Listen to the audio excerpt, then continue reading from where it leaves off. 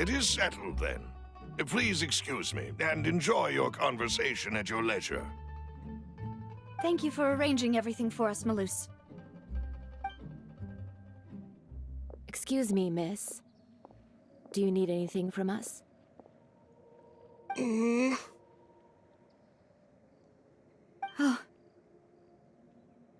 Hey, Navia's all quiet. This isn't like her at all. I'm sorry that I only came to visit after all this time. After what happened, I didn't know how I was supposed to face the two of you. Ah, if it's about that, there's no need to apologize. After my husband died, Spina di Rosula sent us a lot of mora and support. I understood your guilt and apology to be genuine. But aren't all of those things nothing compared to the loss of Jacques? I can understand the kind of pain that comes with losing a father so needlessly. You don't understand at all. I didn't know how to face you, because I didn't know what I could possibly bring as a consolation gift. I know only the full truth could bring closure to you, and to all of us. I'm sorry. I appreciate the sentiment, but you don't have to carry all that guilt. On the matter regarding my husband, my daughter and I have more or less found our answer already. Would you mind sharing it with me? I really can't believe that my father could ever bring himself to shoot Jacques. I always knew that my husband's money was earned through others' suffering. He told me countless times that if he could turn back the clock, he would never go into the synth business again. He had many regrets, and felt that he took the idea of providing for his family too literally. For the longest time, he thought Mora was everything. So when Mr. Callis came to him with a proposal, he accepted it almost immediately. He tried to be as careful as he could, but even so, he was still found out by the higher-ups. They found out about his betrayal? Papa didn't say that exactly, but Papa did tell me that I should never be ungrateful. Before he left that day, he told me that he had no choice. It was only later that I realized it was his final farewell to the two of us. I don't know that for sure, but you could say that's the conclusion I eventually came to. Which is why I'm the one who should feel guilty.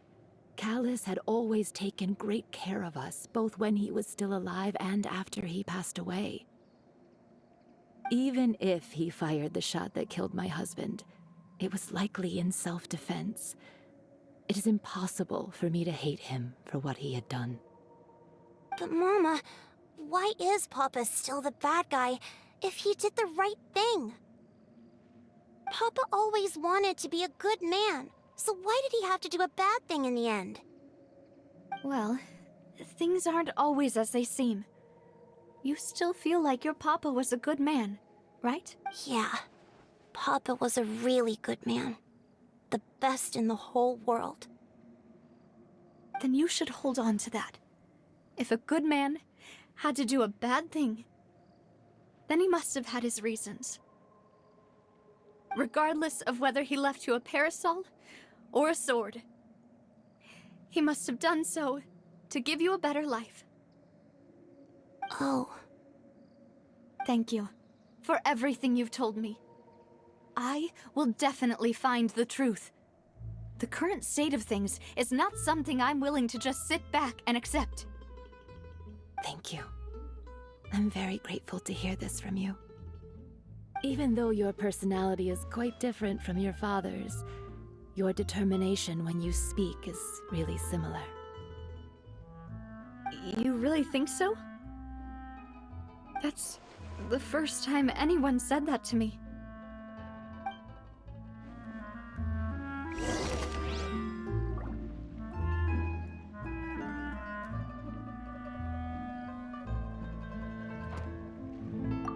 I'll leave my husband's case to you. Thank you, Miss Spina, and Miss Spina's friend.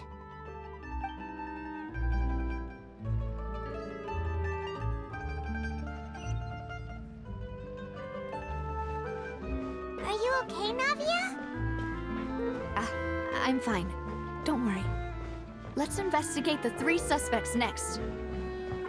Florent should be nearby, and we should be able to find Thierry and Uncle Marcel in the city. I'll get myself together on the way. So, please... Greetings, boss. How may I be of assistance today? I'm sure you've heard about what happened at the Opera House?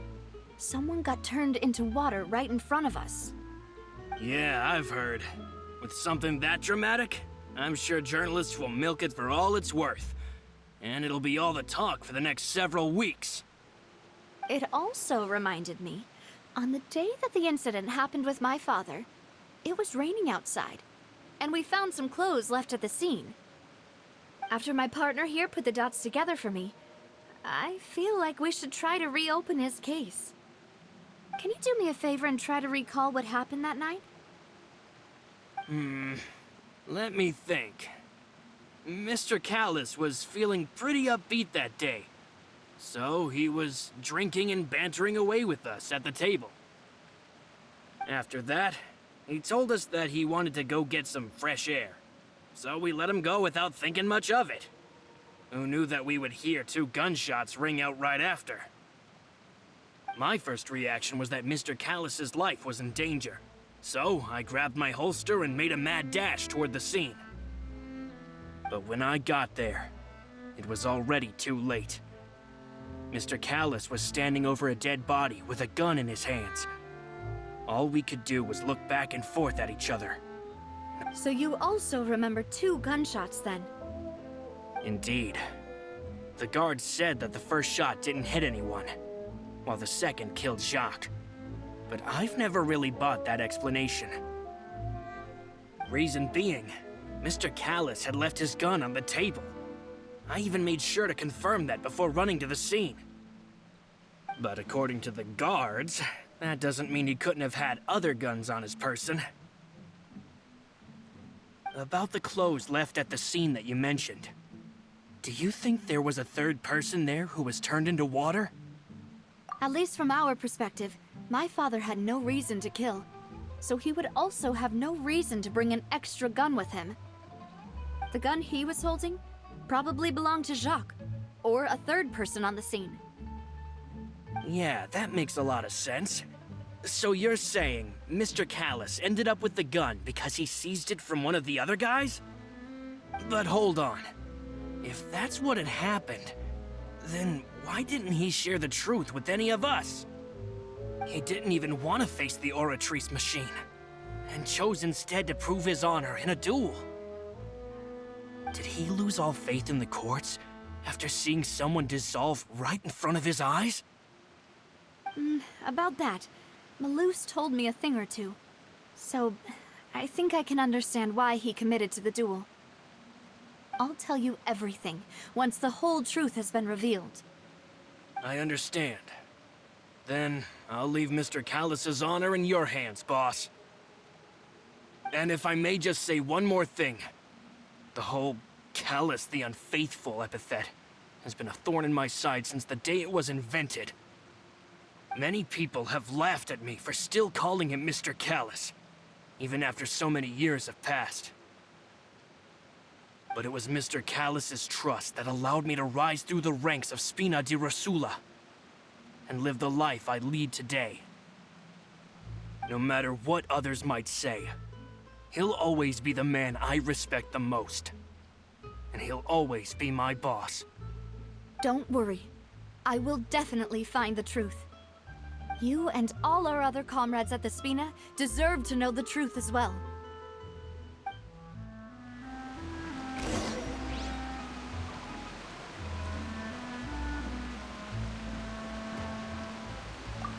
My apologies, boss, for that last sentimental bit.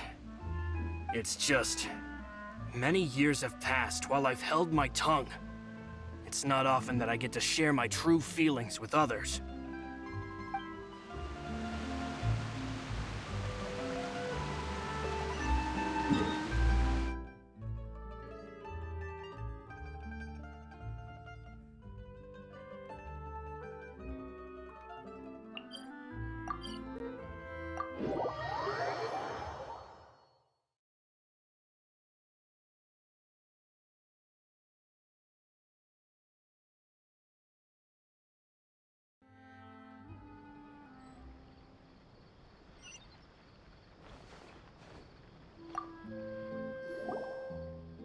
Hey, Thierry, it's me. Oh, now, what brings you here, Miss Navia? I've heard that you made quite the name for yourself at the Opera House. Oh, so you've caught news of that already. Oh, okay. Hey, I'm also a member of the Guards, you know. The way you make it sound, people would think I was sent off to Poisson because I had done something wrong. Are you sure there isn't a little bit of truth in that? Under normal circumstances, shouldn't you have been called back to the city already? I mean, where I work is really up to me. Let's just say I enjoy the ambiance of Poisson.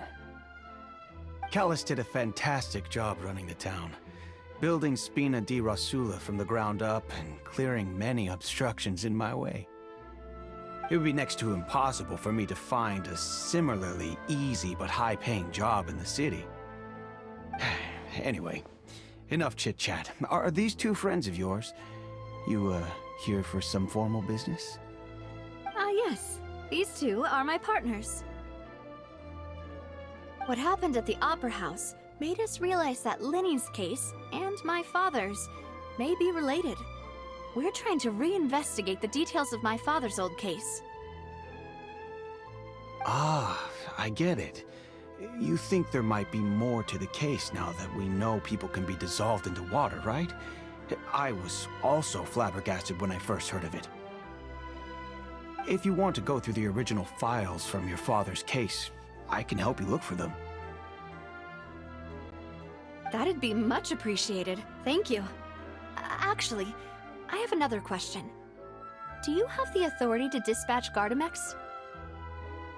Of course. Without them, I couldn't possibly handle Poisson on my own. Why do you ask? We definitely can't use them to forcefully get more evidence for your father's case. Well, you see, just recently, we were attacked by a horde of unnumbered Gardamex in the city.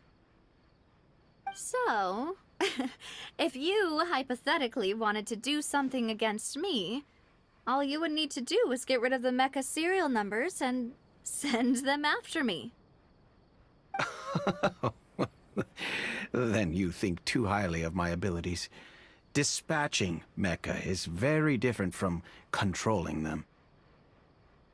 If I had to make an analogy, when you order a dish, the chef will make it for you. You can ask the chef to cook, but not to massage your shoulders or carry your baggage.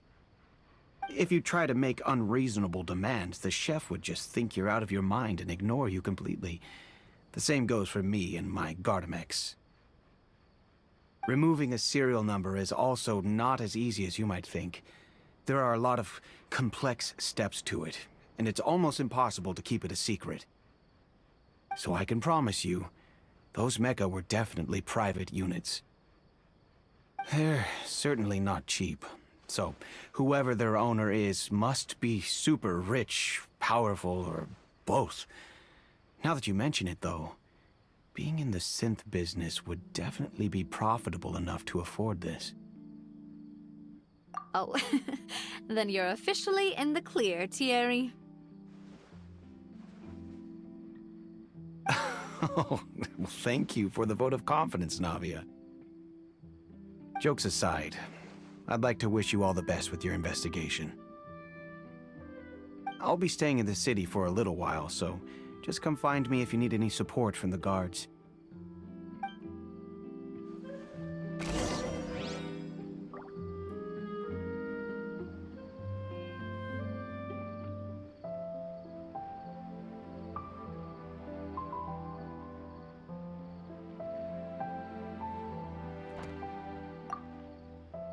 I'll see what I can do for you in Spina di Rasula when it comes to guard stuff, but don't go advertising it to everyone else. Welcome to Palais Mermonia. What's the hurry?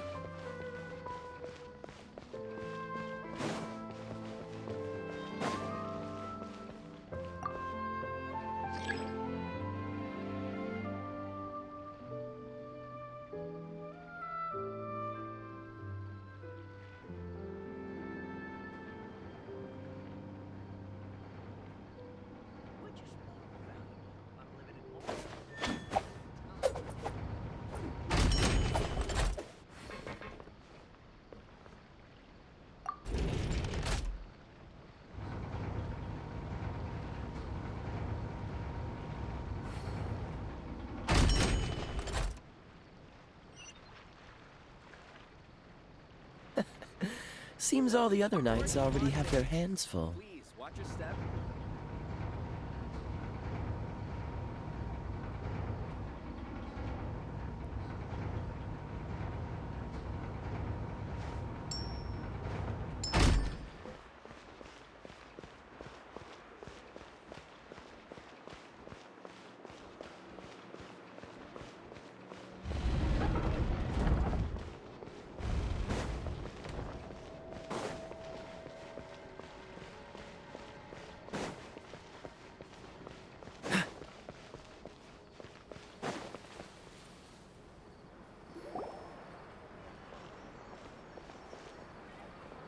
Hello.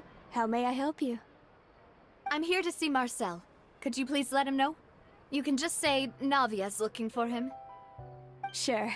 I will let him know right away.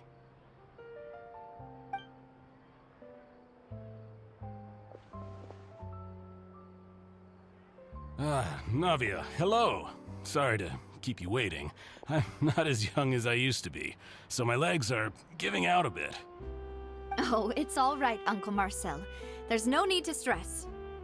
I just wanted to talk to you briefly about what happened in the Opera House. I'm sure you saw everything too, right? Yes, I've never seen anything so strange. Oh, you were at the Opera House too? That's right. I went there with Navia to see the magic show. Who knew it would turn into a whole murder mystery? I also witnessed your marvelous sleuthing work. Quite impressive. To beat the Hydro Archon at her own game on her own turf, I can already imagine everyone in Fontaine discussing your exploits over a few glasses of wine. Oh, Paimon doesn't want to become the talk of drunkards. Apologies. It's just how Fontaine is as a nation. Everyone loves drama and theatrics. Uncle Marcel, you've also noticed that other thing, right? The fact that humans can dissolve in water? Yes, I was reminded of your father's case right away. Is that what you're investigating now? Exactly. I still don't have much solid proof, but I can sense that the other side has already begun to act.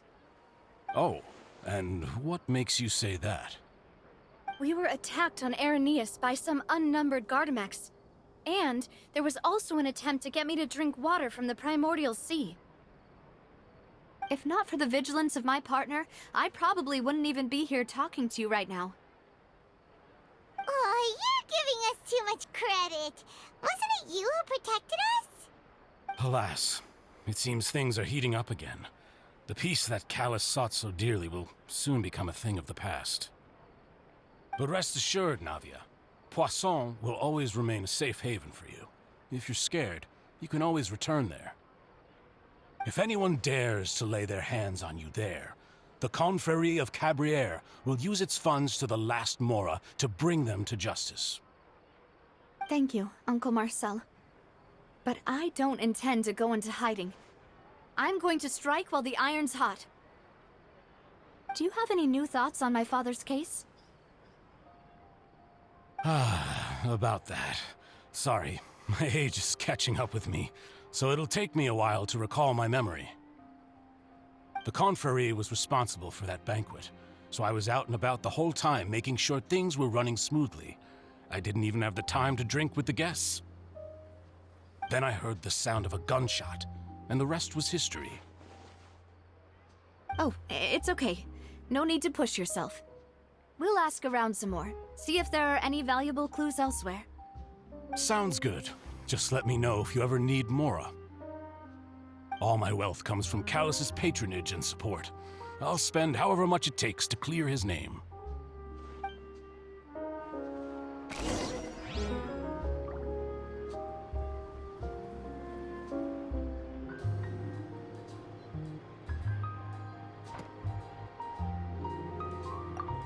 Alas, why do these kinds of things happen to the kindest people?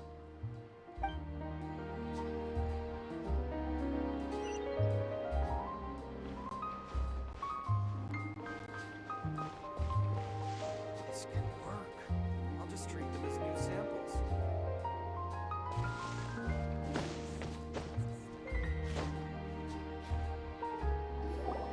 We've talked to all 3 suspects, purely based on their conversations with me. None of them sounded particularly suspicious.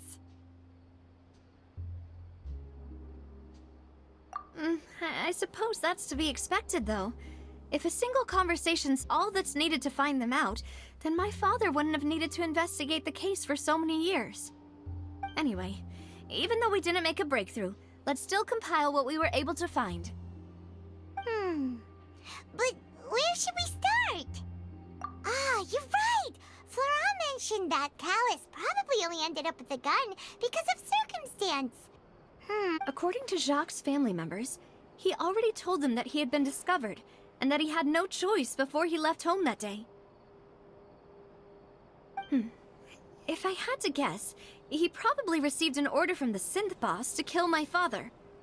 Had he refused, he and his family's lives would have been forfeit. So, Jacques fired the first shot?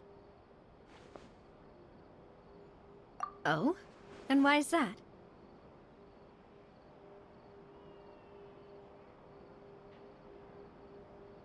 Ooh, that's a good point.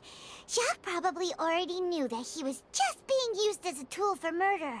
And once he had completed his mission, he'd be of no more use to his boss.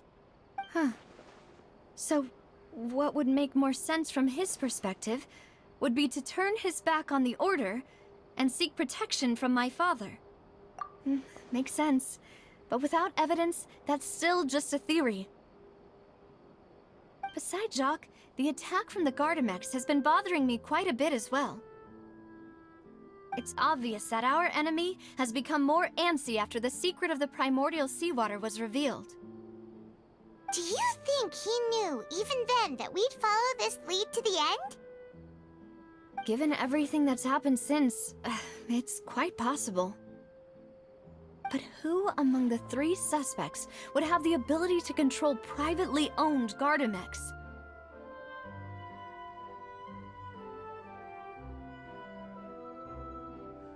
Uncle Marcel? My father did really trust him. And they worked together on a large number of projects. Maybe that's how he got to know Jacques. And with funds from the Confrérie, he could also afford a large number of Gardamex. It's still really hard for me to imagine, though. After all, Uncle Marcel has been around since I was just a child.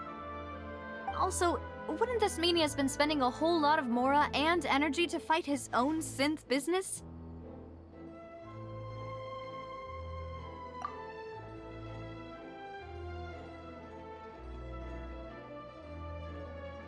Florent? It is true that he was closest to my father, and thus had the best chance of learning about his dealings with Jacques. But as Spina di Rosula's advisor, his work mostly deals with personnel and security, so he shouldn't have much means when it comes to finances. So you're saying he's too broke to afford a mecha army? Exactly. He can't. And even if he could, I don't think he would be able to dispatch a whole group so quickly. Thierry, you say? Huh. It is possible that he's figured out a way to convert the Gardamex for personal use.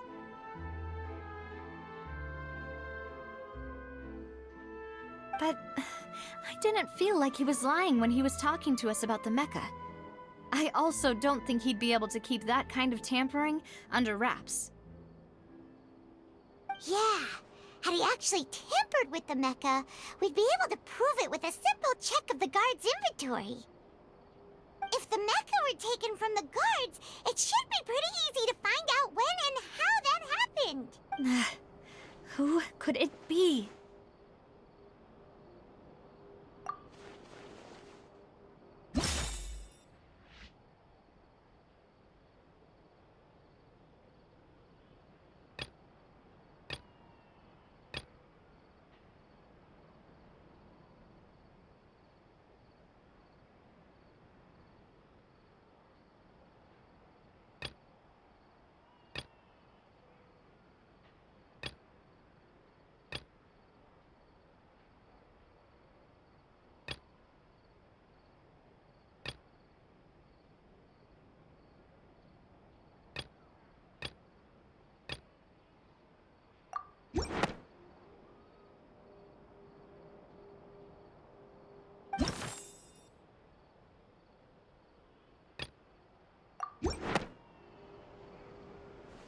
You know, if you think everything through, Uncle Marcel is indeed the most suspicious of them all.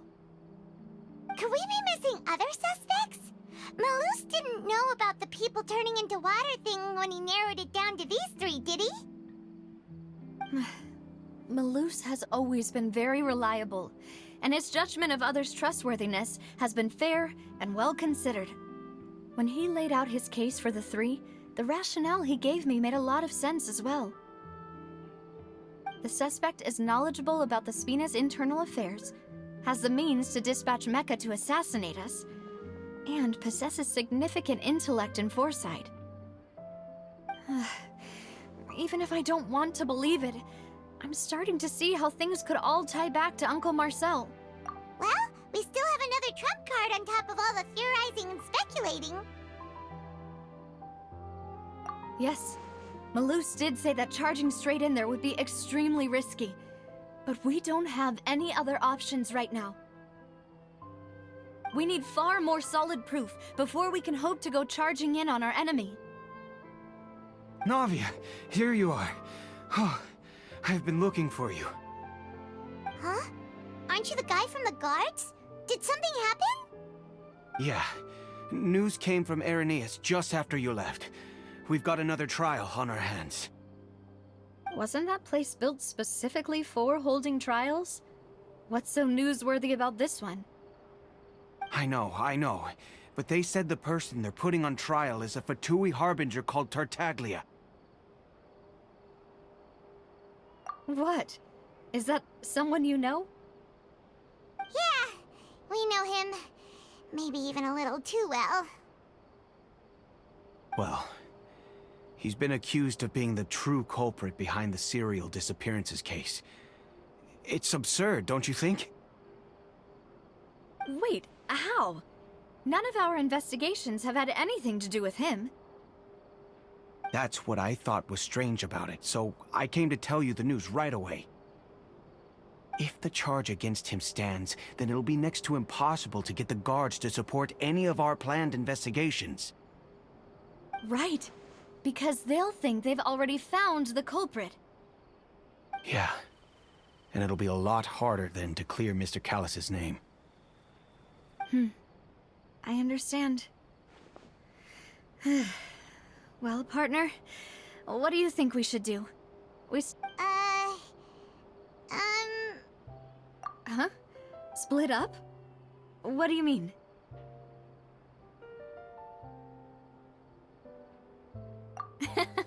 Just as expected of my partner.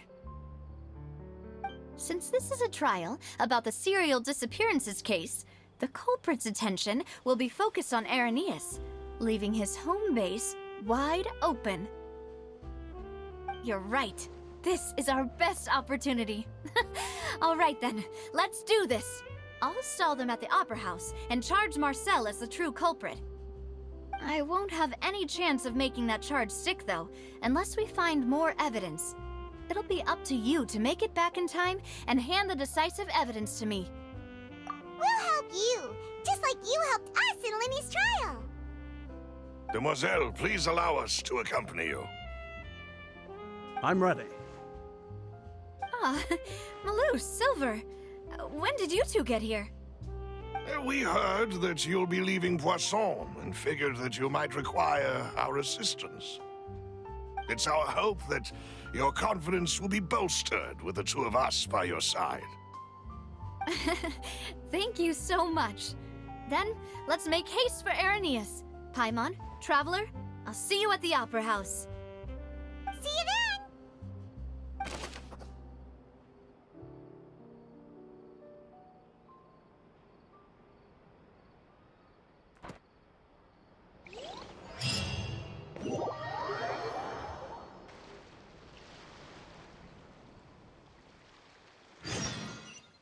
Now that Navia has set out for Arrhenius, we should also get going. The location has already been marked on the map, so let's head over.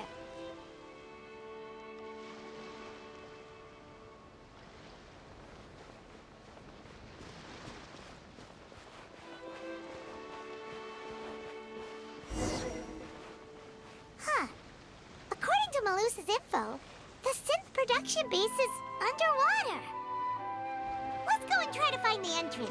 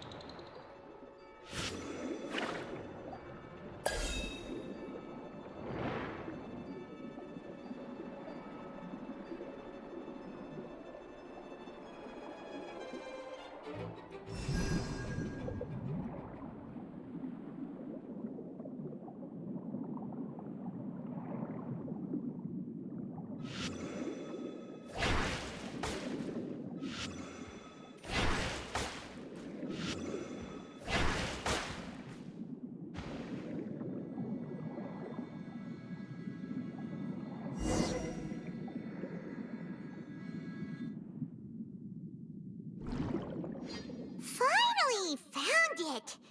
Huh. So this is the entrance that leads to the synth production base. It sure doesn't seem out of the ordinary at all.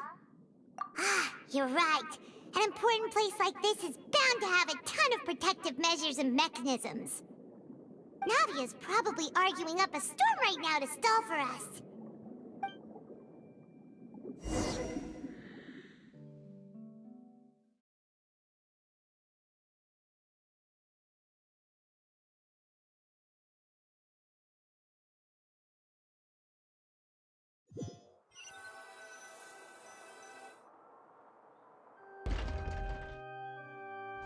It would appear that I must repeat my question again, Mr. Tartaglia. Do you accept the charge that you are the true culprit behind the serial disappearances case? To be perfectly honest, I don't understand your country's complicated court system, or the reason why I'm being charged with something I've never even heard of. However, I did hear that people who have been charged can choose to participate in a duel to clear their name. Is that right? In which case, as long as I accept the charge, I can have an all-out fight with that champion duelist Clorend, right? I've got to admit, that's one of the most enticing offers I've ever received. When I privately sparred with her last time, she was obviously holding back. Real disappointing. Hey! Don't you understand? You're currently the prime suspect for a major case. This isn't the place for you to be looking for fights. Oh? Sounds like the Hydro Archon wants to lecture me on the ways of the Opera House. Then why don't you duel me too? I'm the kind of student that learns best in the heat of battle.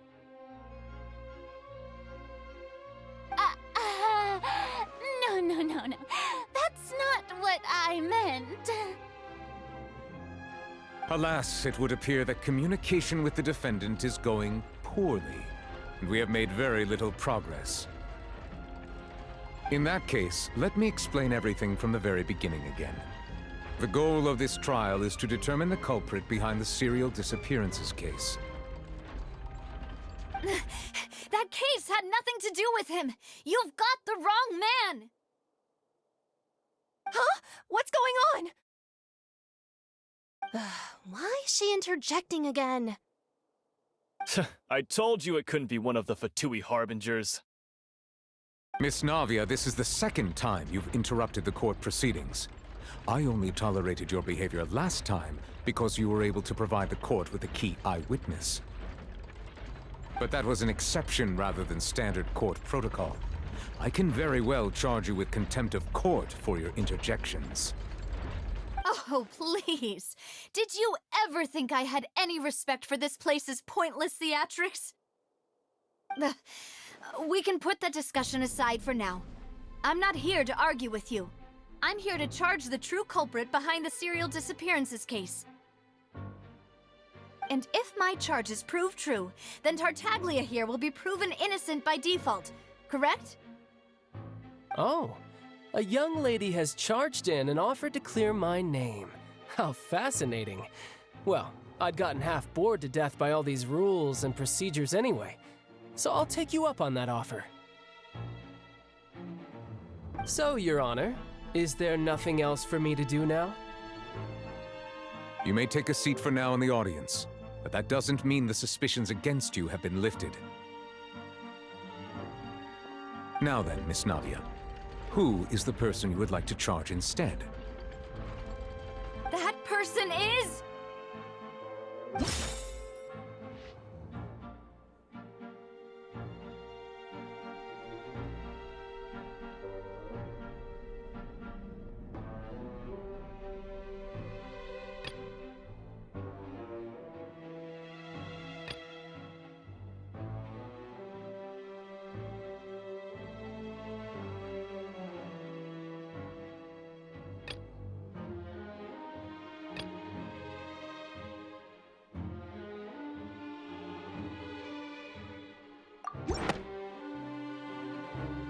Marcel, the head of Confrérie of Cabrières! Huh? What confrérie? Never heard of them in my life. I've heard of them, but weren't they Spina di Rosula's sister organization? Oh, is this going to be a friends to enemies type situation? Please let me remind you, Miss Navia, that charging someone is an incredibly serious matter. Committing to the charge also means taking on the legal responsibilities associated with it. And if the charge fails, depending on the circumstances, you may also be charged with the crime of making a false accusation. Knowing this, do you still wish to charge this man? Yes, I do. In that case, I declare the charge to be valid. Miss Navia and attorneys, please take your places on the court. Members of the guards, please contact Mr. Marcel right away so that he may stand trial.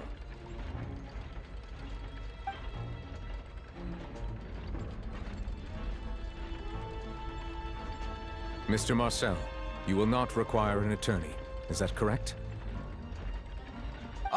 Apologies. It all just happened so quickly. I still haven't figured out what's going on. I think an attorney won't be necessary. This is probably just a misunderstanding between me and Navia. Very well. In that case, since both sides have now arrived, Miss Navia, please present your charges. I would like to take everyone back to 3 years ago, to the case of Callus the Unfaithful. Only through elucidating what really happened in that case can we connect all the dots for the serial disappearances case. Navia, do you really think that I was the one who killed your father? Come on, why would I do that? Callus was my benefactor, and remember, both you and I only ran to the scene when we heard the sound of a gun. If that's enough to make me a suspect, wouldn't that make everyone at that banquet a suspect as well? I think there's no point in getting into the specifics right now. The audience doesn't even have the big picture yet. Even I'm struggling to remember some details of that case. Exactly correct, Your Honor. I must refresh everyone's memory about that case before I can explain my charge and reasoning. I see. In which case, I will recount the findings about that case as originally recorded by Maison Gardiennage.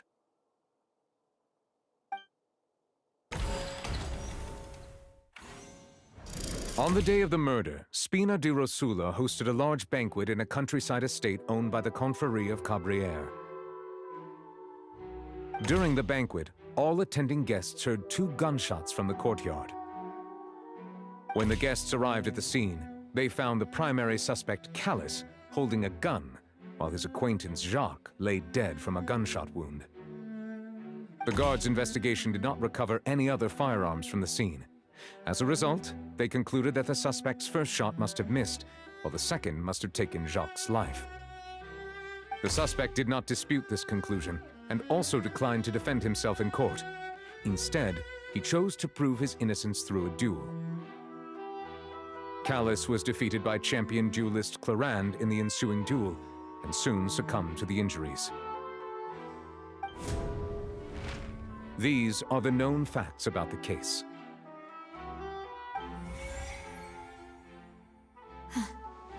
The one with the motive to kill was Jacques, not my father. And even so, Jacques still had no reason to pull the trigger. In truth, the third person shot Jacques first, and was shot in turn by my father when my father seized the gun from him. After that, the true culprit turned the third person into water, erasing all traces of him from the scene. Thank you for the summary, Your Honor. Of course, the guard's conclusion appeared quite sensible to us at the time. However, we should revisit the case now that we've gained new information about the abilities of water from the primordial sea.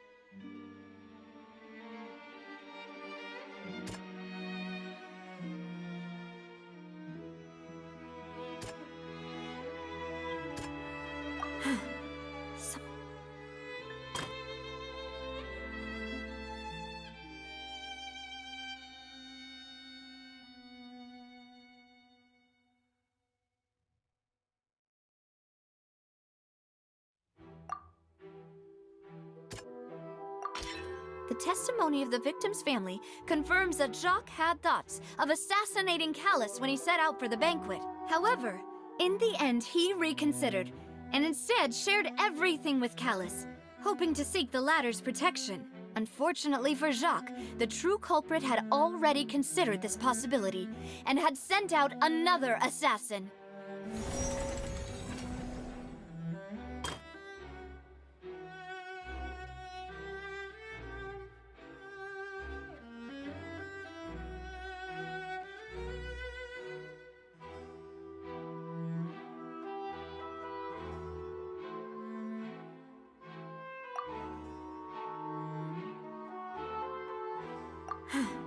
Something's...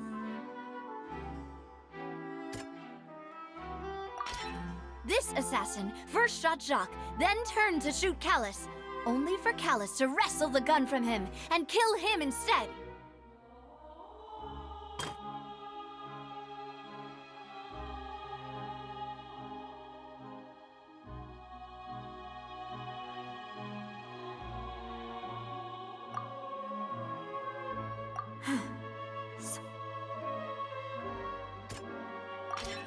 A pile of clothing was found at the scene, The guards once believed they were used by Jacques as a costume to disguise himself. But now, it is clear that the clothes were proof that there was a third person at the scene, and that they were turned into water after committing the murder. Since it was raining that day, the culprit was confident that they could use the rain to wash away all traces of their dissolved accomplice. Realizing this, the true culprit caused the hired assassin to dissolve into water, leading everyone to believe Callus was responsible for Jacques' murder. This is the true version of events.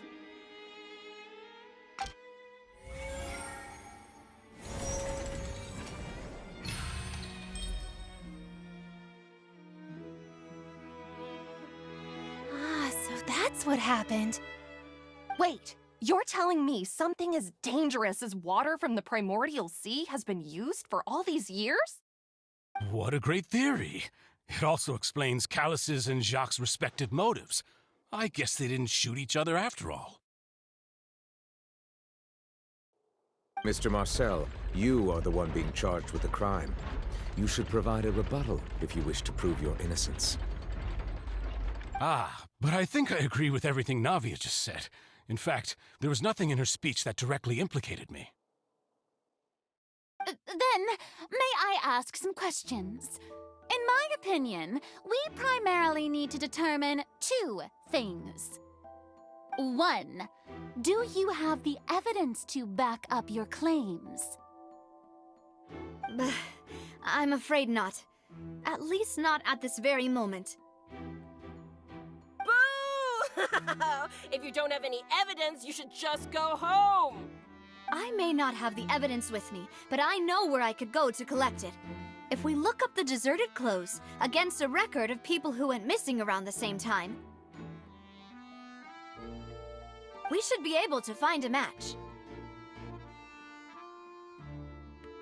Considering the serial disappearances case, the guards probably kept careful records of all missing persons from around that time, regardless of age or gender. That makes sense to me. Monsieur Neuvillette, I would consider this to be a reasonable investigative direction. Why do I feel like Farina's acting a little differently today? Maybe she's scared of embarrassing herself again? Alternatively, she's become more diligent after charging an innocent citizen in the last trial. My second question has to do with the ensuing duel. If the truth is indeed as you described, then why didn't Mr. Callus explain himself in court? If he had testified that a person had been dissolved, he could have at least mounted a defense. I've thought about this too, and the answer is actually pretty simple. He felt there were things that were more important to him. The dissolving power of water from the primordial sea is an important secret for the true culprit of the serial disappearances case. My father could have exposed it for all to see, but he chose to take it to the grave.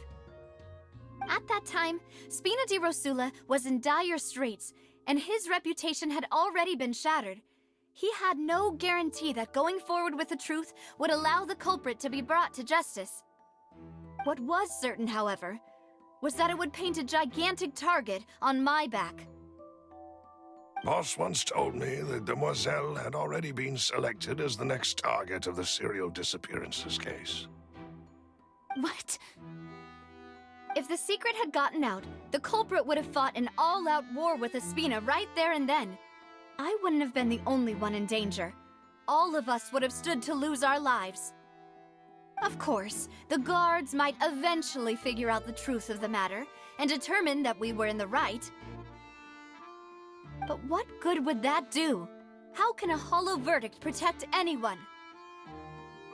Had this opera house ever given my father any kind of confidence in its brand of justice, Spina di Rosula would have had no reason to exist.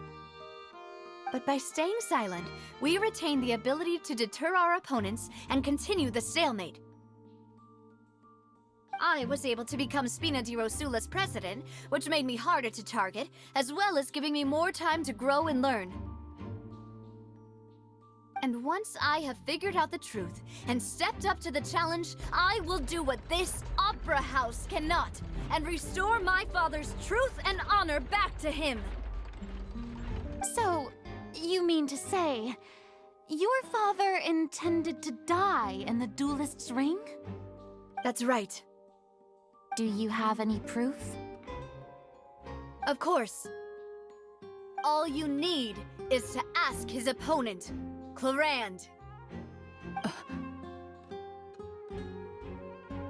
I don't need your apology, your guilt, or your support from the shadows. You don't have to do anything for my sake. But since he entrusted his will to you, Clarand, you should tell us the truth about his sacrifice. So, during the duel, did you believe that Callus was intending to die? Yes, I did.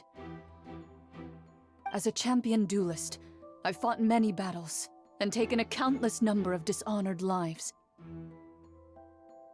In my line of work, I've seen all kinds of people give their all for the faintest hope to continue living. Some were determined, others passionate, and some even manic and twisted. Just one look and I can tell if a duelist is hoping to live or if they're looking to die. I hereby swear on my name and honor as a champion duelist that Mr. Callus never intended to leave the ring alive.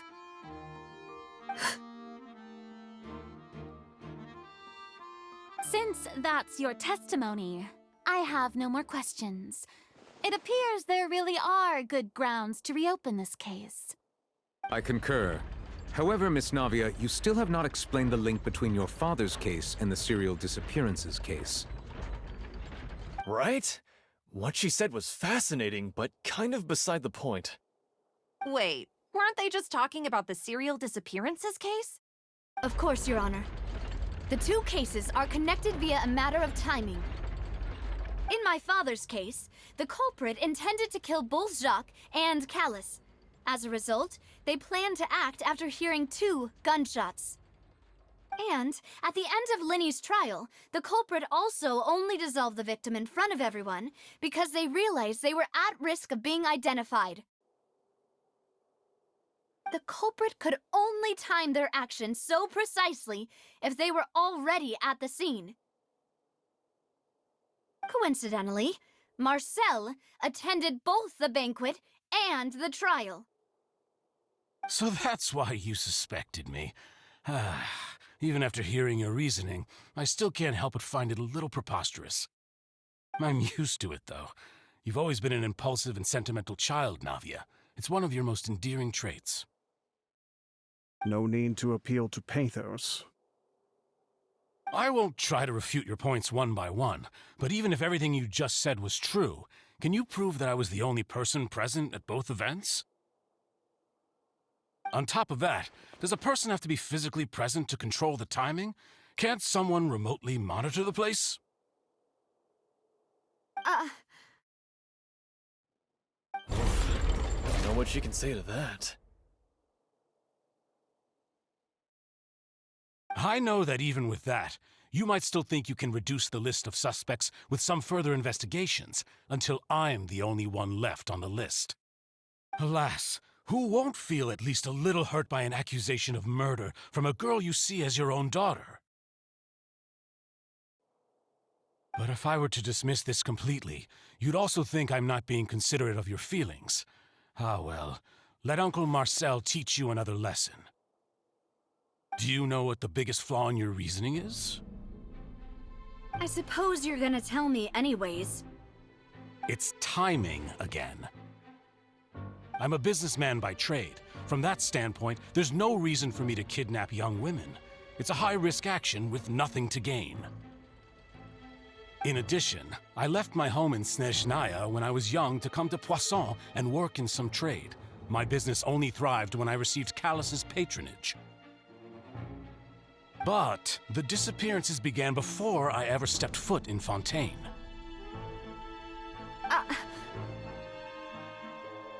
I do apologize, demoiselle. This was my mistake.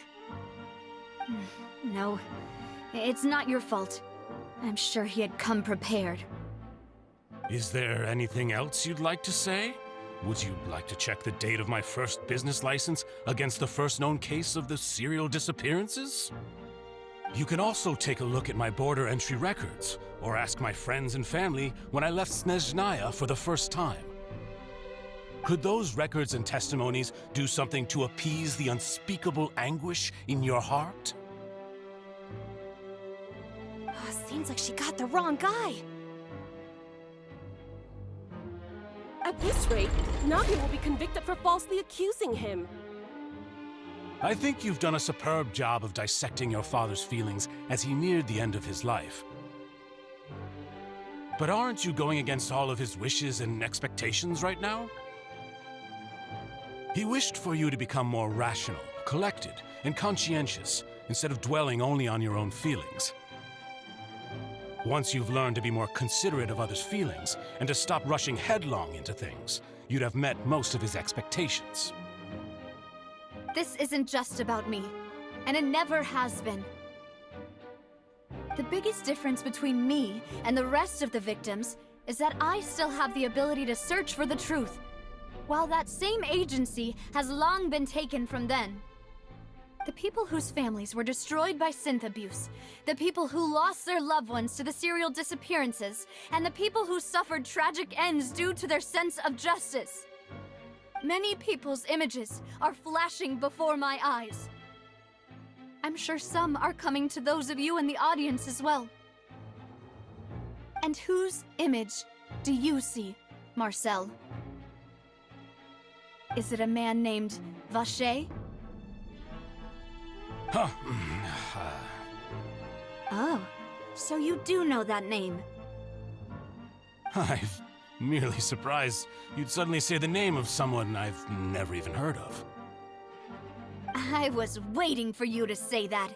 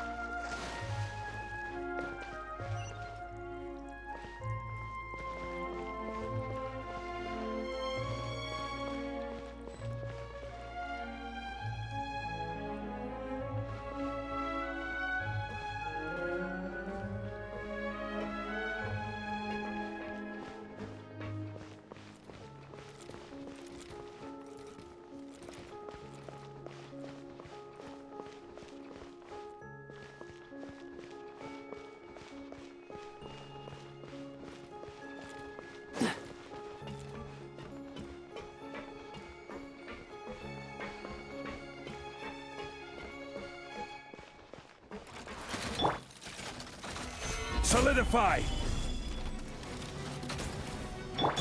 As one with wind and cloud! Dodge this! This moment will be frozen in time. You can run, but you can't hide. You're mine. Stabilize!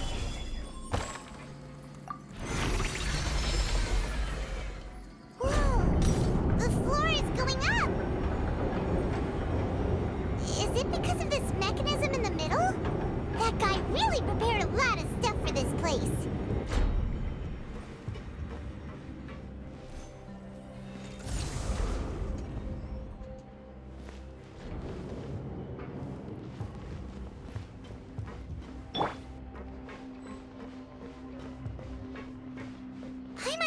course we need to go up, but Paimon doesn't see a way. Let's take a look around. Maybe we'll find a hidden mechanism that'll show us the way up.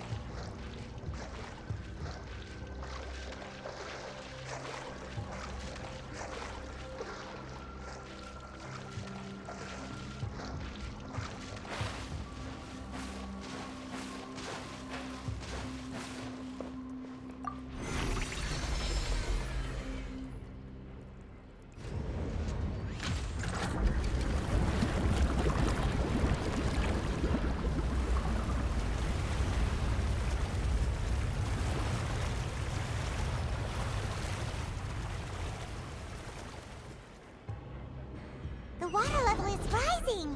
Now we can swim to the top! But this is still a ways away from where we need to go.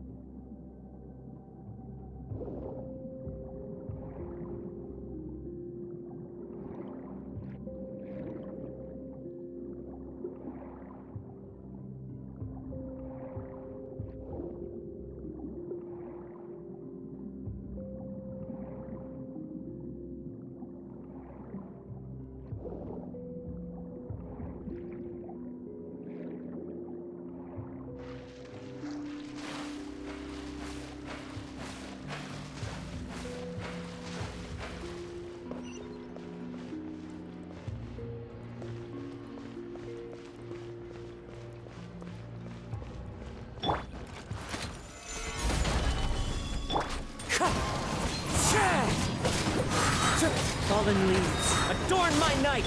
Cool it! I will have order. Solidify! Wind strike! Dodge this! Oh, so sorry. Tidal wave! Shouldn't let your guard down.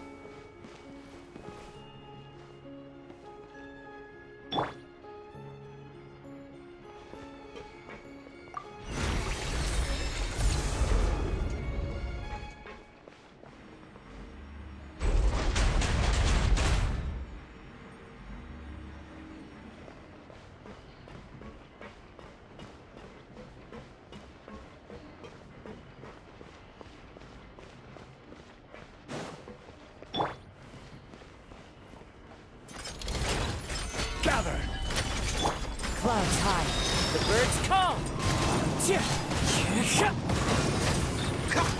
This is order.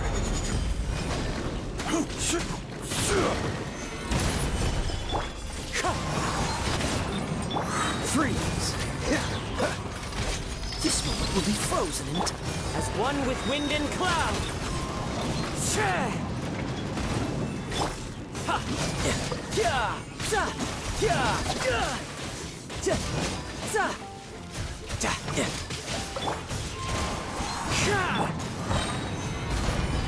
I will have order.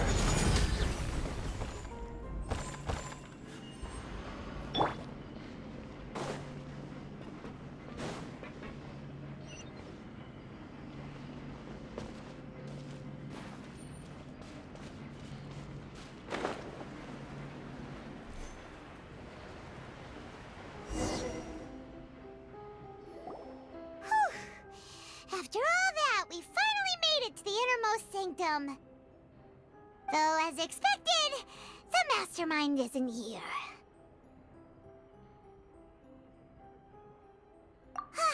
That's right. Then let's hurry up and find some evidence so we can get back to the Opera House and help Navia.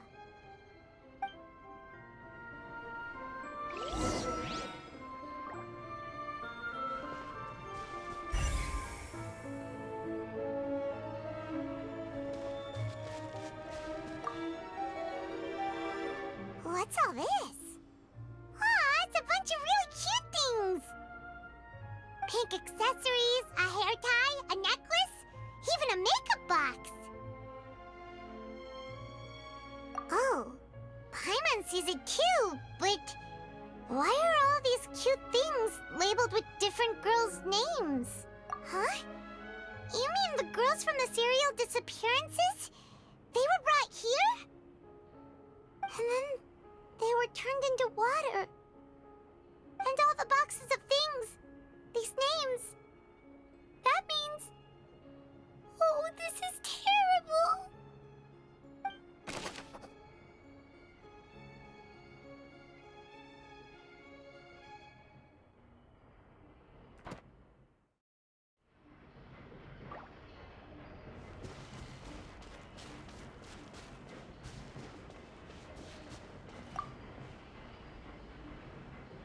What's written here? Nothing escapes Detective Paimon's eyes! Callus. Navia's father. Oh, this seems to be an investigation report on him!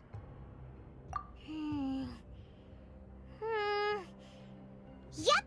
It's about finding someone to assassinate Jacques and Callus because of a lack of confidence that Jacques himself would go through with it!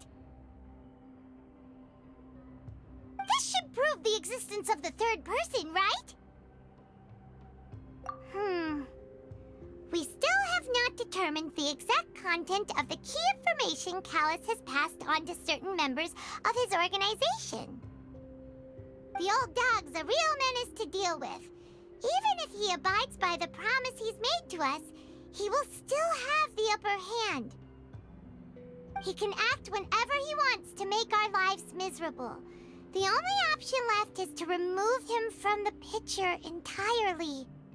I concur. Let's send someone to kill him. He won't declare war as long as we don't touch Navia. Oh, seems like we've got a bunch of correspondence between the higher-ups. They're all just so evil.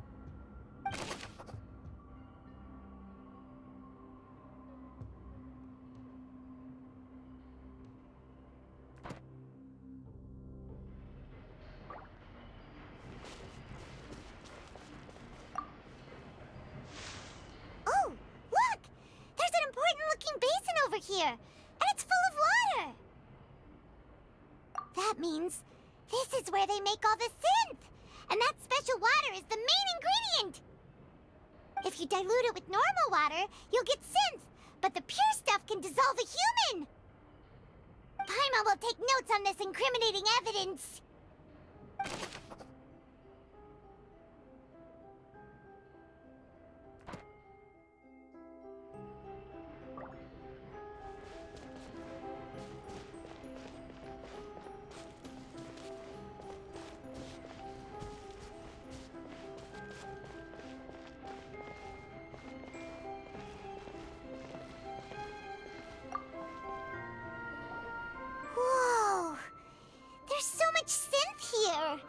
And so many bottles of ingredients that probably just contain the waters of the Primordial Sea.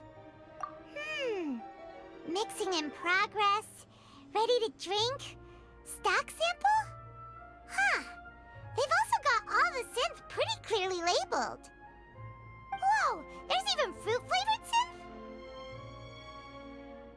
Yep, it's super obvious.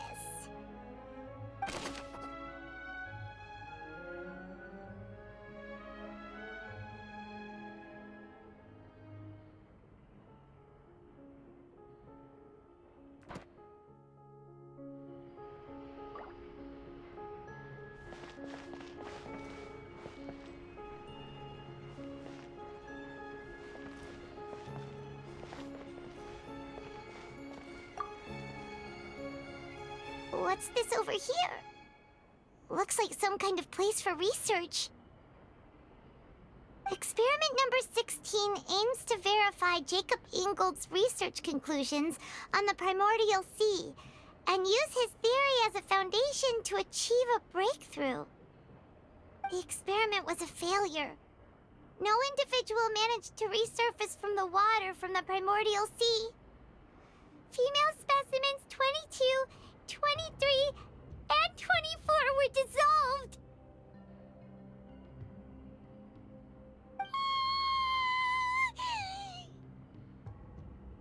Sorry, Traveler.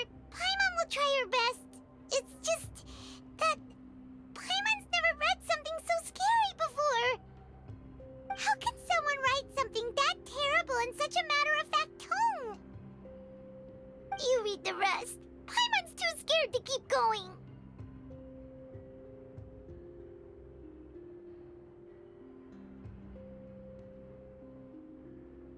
So that's why he did all of these experiments. Wait, did he really think he'd be able to find a way just by dissolving people over and over? That's just insane! Huh? Isn't that the name you heard by the fountain? Paimon thought he was an eyewitness in the serial disappearances case. You mean Vacher is the one who did all of these... experiments? So that's it! Vacher was no victim, but personally took his lover and... No, that's not it either! If that's the case, why would he want people to resurface from the water? In any case, Paimon will write it all down.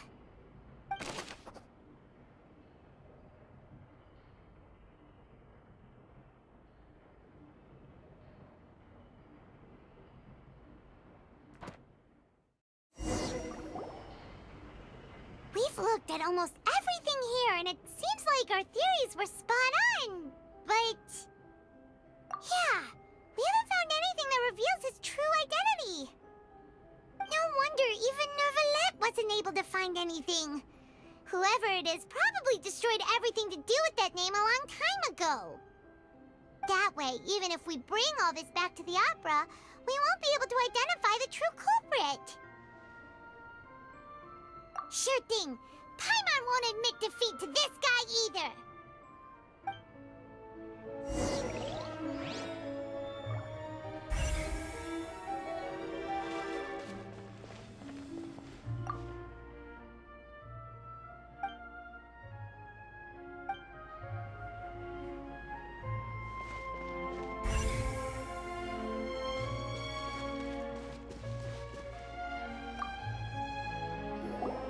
You take that side and Paimon will take this side. Check everything carefully. We'll find something for sure.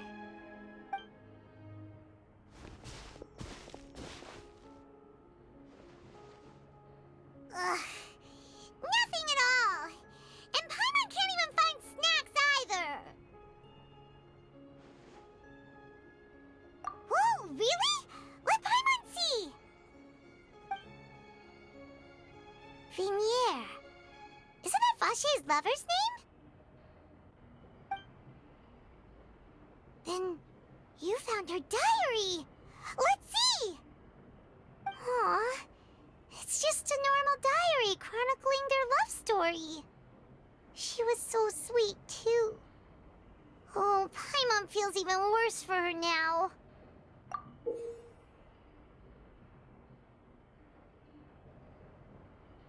So many! A whole page's worth! But they're all crossed out. Was she unhappy with all of them? The final name she decided on was... Marcel. Wait, but Marcel's pretty old. Has this case been going on for so long that he's Vacher and Venier's grown son?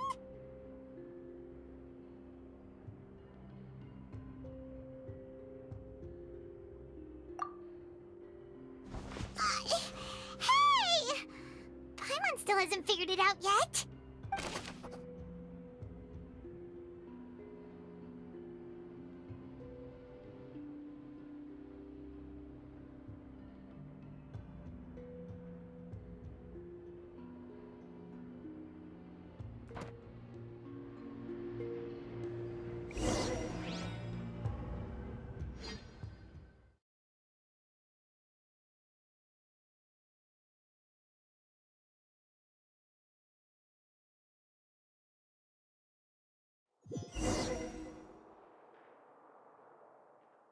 And whose image do you see, Marcel?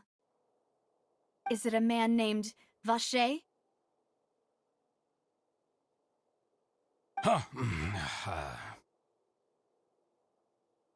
Oh, so you do know that name.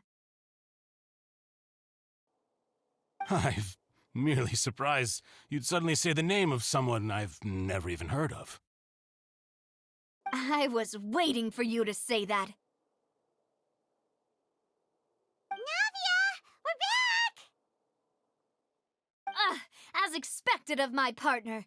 I just knew you'd return in the nick of time. Just how often do you intend to flout the rules of this court? It's all right, Monsieur Neuvillette. Given their confidence, I expect they've found the crucial evidence.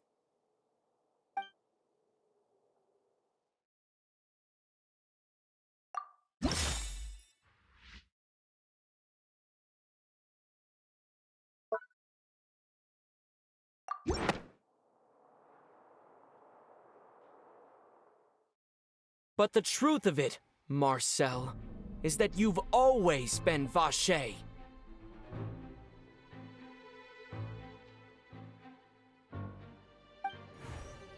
Huh? We've investigated your lair and we already know everything!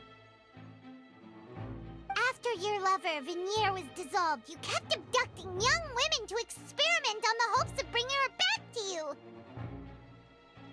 You even created Marcel as a new identity and destroyed all records of your past as Vacher!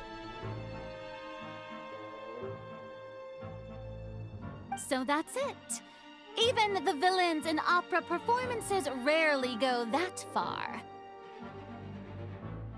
And with that, Marcel's motive has now been established. This information regarding your past also dismantles your prior timing defense. Well, Marcel, do you know where you went wrong? You fixated your gaze on the lover that passed away, instead of paying attention to the living people around you. So, you never noticed how we changed, or how we grew as individuals. You also never understood Boss's real expectations for his daughter. Or our determination to see things through. Your determination. Mr. Marcel, please speak up now if you would like to defend yourself. Otherwise, the trial will move on to the next stage. Do you really think I wanted to do any of this? Pay attention to you? What for? Have you ever paid attention to me? Ever empathized with my pain? Ever known how it feels to watch the love of your life dissolve right in front of your eyes? No one helped me.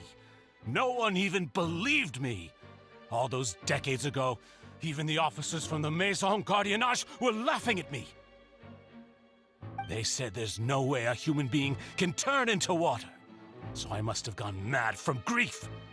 Vignère's death was brushed away by all of you as if it didn't matter at all. Well, now you know, don't you? Ha! Well, it's too late now. All those who were dissolved are gone forever. You only have yourselves to blame.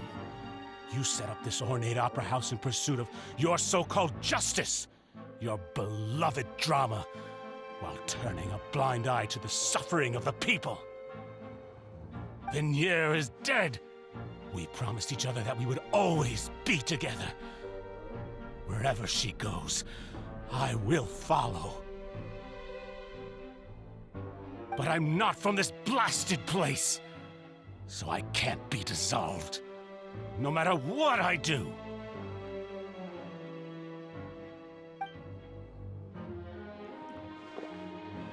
Hey, is that water from the primordial sea that he's drinking? I can't dissolve! Can't dissolve! Can't dissolve! Do you all see?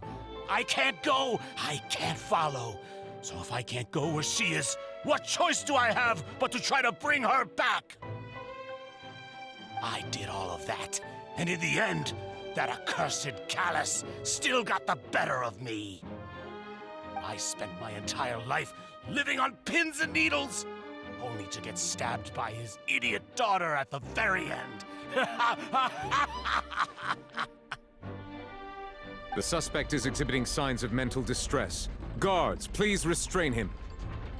Don't touch me! Don't anybody come near me! I still need to save Vignère. A promise. We made a promise. Vignère. Vignère! Please, Vignère, don't think badly of me. All I want to do is fulfill our promise. At this point, the verdict of this trial is clear.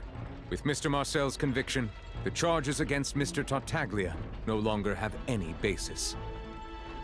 Fine by me. I was in a bad mood, but after a show like that, I'm actually feeling pretty good. Traveler, please submit all the evidence you have collected to the guards, so that I might review and summarize the truth behind the serial disappearances case. The man now known as Marcel was originally named Vacher and worked as an adventurer with his partner and lover Vignère. During an underwater expedition, Vignère accidentally came into contact with water from the primordial sea and was dissolved in front of Vacher as a result. Vacher learned of the primordial water's existence through the work of others and began to kidnap young women for research, with the goal of discovering a method to restore Vignère back to life. To cover his tracks, he invented the new alias of Marcel and began to operate a business in Poisson. During the course of his research, Vacher discovered that a diluted concoction of water from the primordial sea can induce feelings of euphoria and began to manufacture and market synth. However, as he accumulated wealth to fund his continued research and expanded the scope, he came into conflict with Spina di Rosula. After exchanging blows with Spina di Rosula for many years, Vacher decided to assassinate their president Callus at a banquet. Although the assassination did not go as Vacher expected, he was able to turn Callus into the murder suspect by dissolving the assassin he sent to the scene. And just recently, Vacher attempted to frame Linny as the culprit of the serial disappearances case, using a similar method. However, his attempt to frame Linny failed, and the power of water from the primordial sea became public knowledge. This case also exposed enough of Vacher's machinations that he was eventually successfully charged in court. Thus concludes the enigmatic history of the serial disappearances case. with the truth revealed to all.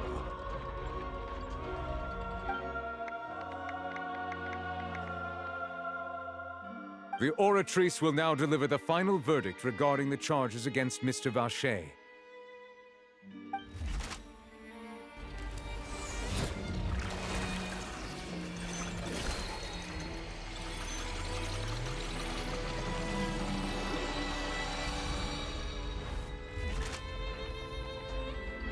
According to the judgment of the Oratrice Mécanique d'Analyse Cardinale, Mr. Vacher is guilty.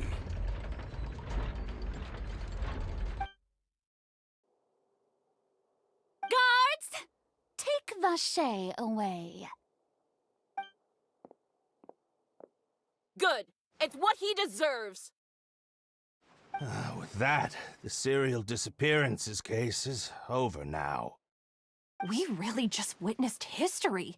Who would have thought the true culprit would be such a polite and well-spoken guy? Yippee! We helped Navia bring the bad guy to justice!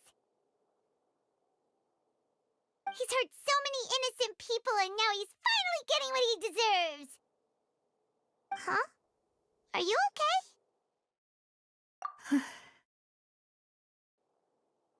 Demoiselle, you were absolutely brilliant.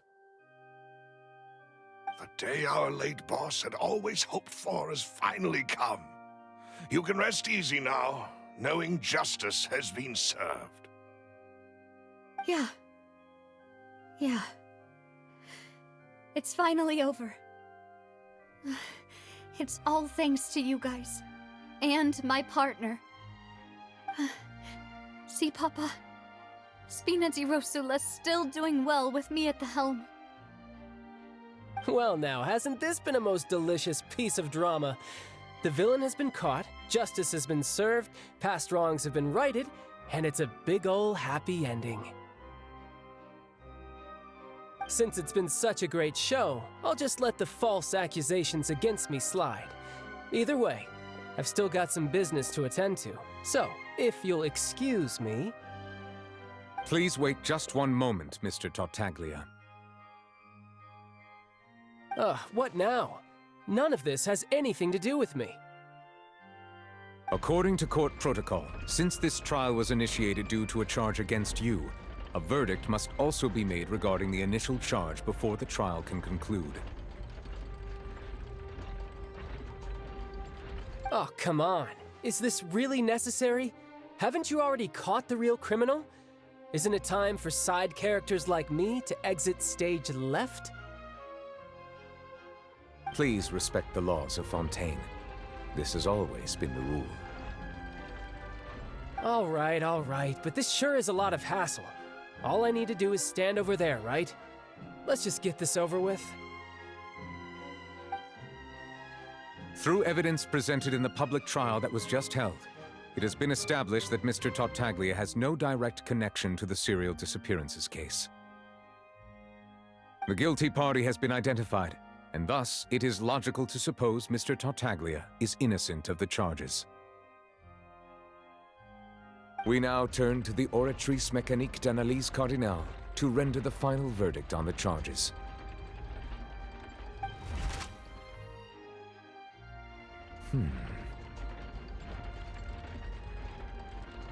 According to the judgment of the Oratrice Mécanique d'Analyse Cardinale, Mr. Tartaglia is guilty.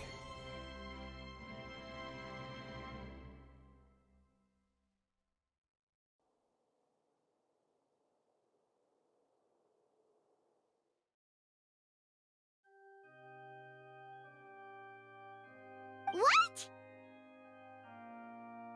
Hey! That's not funny! Didn't you just say I'm supposed to be innocent? What's with this verdict? Is your justice machine malfunctioning? Huh? This has never happened before. The Oratrice actually returned a different verdict from the Chief Justice. I mean, have you ever heard of an innocent Fatui Harbinger? Do you think the Oratrice might have just convicted him on general principle? But weren't the charges about the serial disappearances case? No matter what else he's guilty of, it shouldn't affect the verdict in this case, right? The judgment of the Oratrice Mécanique d'Analyse Cardinal is, by law, the final verdict of the court. We must accept the guilty verdict.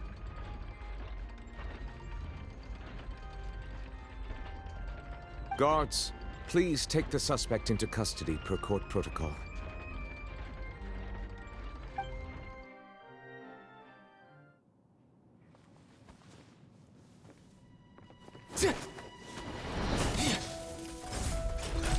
So this is how justice is done in Fontaine.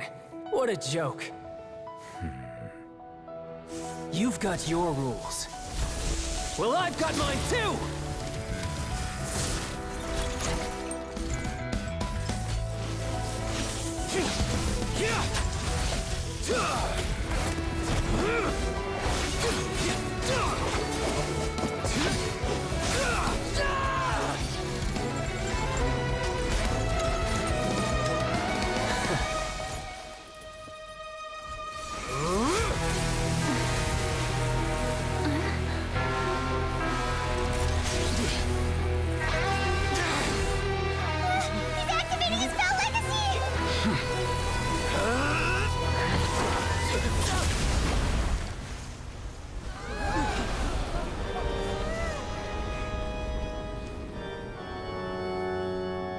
I am sorry.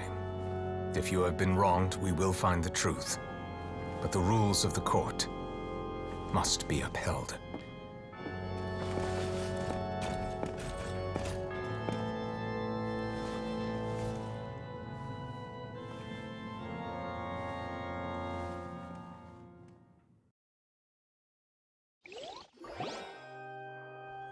Hey, Monsieur Neuvillette, what's going on? Shouldn't they have been cleared already? Apologies. This is also the first time I've encountered such a situation. However, according to the rules established at the conception of Fontaine's court system, the Oratrice's judgment is the final verdict of the court. All I do is follow court procedure. As for why the Oratrice arrived at the conclusion it did, you should probably ask someone more knowledgeable than me.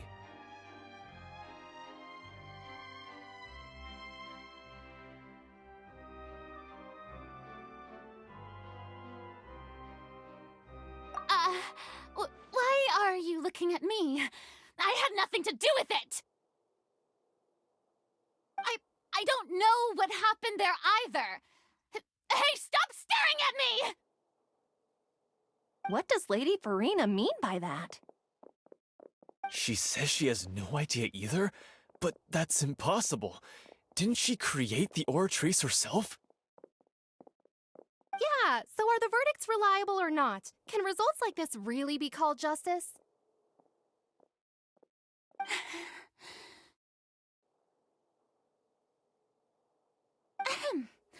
My dearest citizens, did you really think we'd allow an incorrect verdict to be handed out in this court? Did you really believe that the judgment could be mistaken or be the... Don't tell me. You thought even I had been blindsided by the Oratrice's result.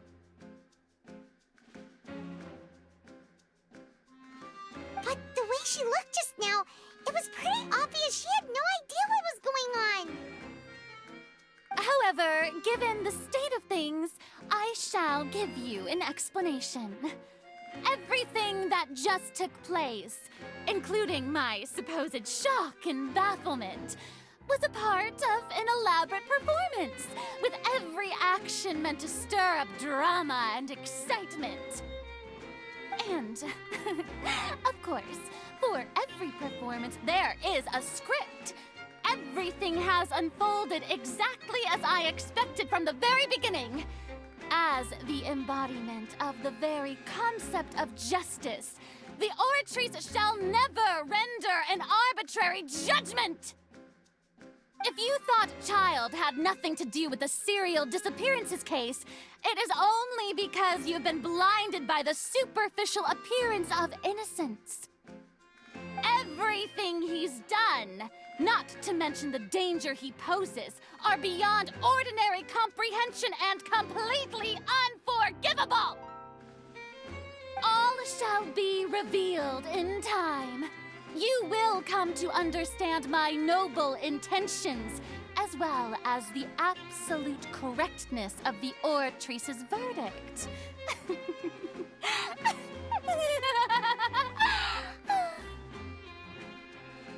Now, having said that, although I hate to leave things hanging in suspense, it is now time for this performance to end. As the lead actress, I shall be the first to take my leave. Toodaloo!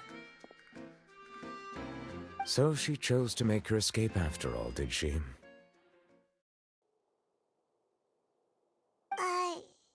So you're saying we shouldn't put much stock into what she just said? She probably just put on that performance to save face. As for the truth, it's unlikely that she actually has any idea. However, please be assured that I will continue to investigate this case in a personal capacity. Just as I promised, if the judgment has been incorrect, we will do our utmost to clear his name. All right. Even though we feel pretty badly for him, we'll take your word for it for now. After all, he's done plenty of bad stuff, so he should have known he'd go to prison someday, right?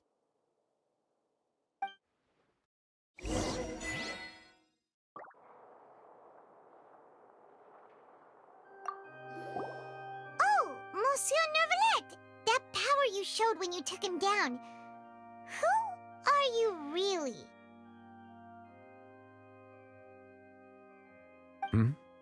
I'm the Chief Justice of Fontaine, of course.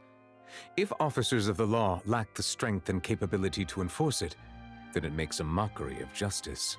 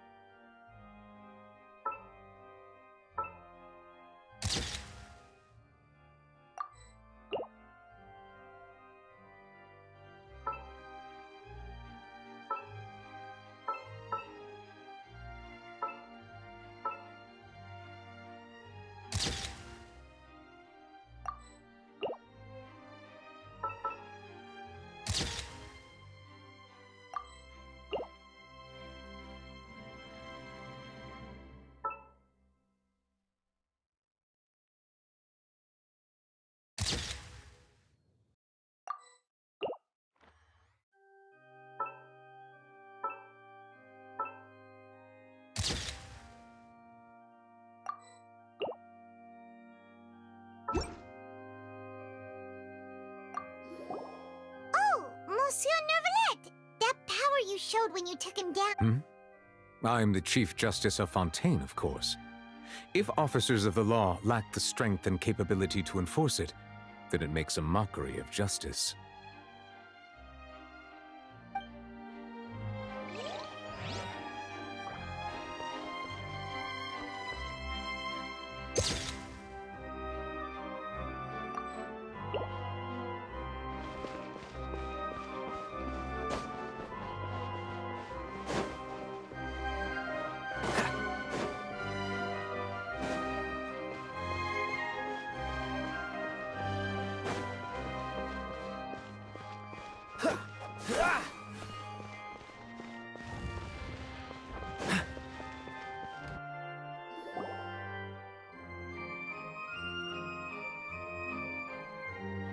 Hey, what are you doing? Quick, stop him! Traveler! Hey! Traveler!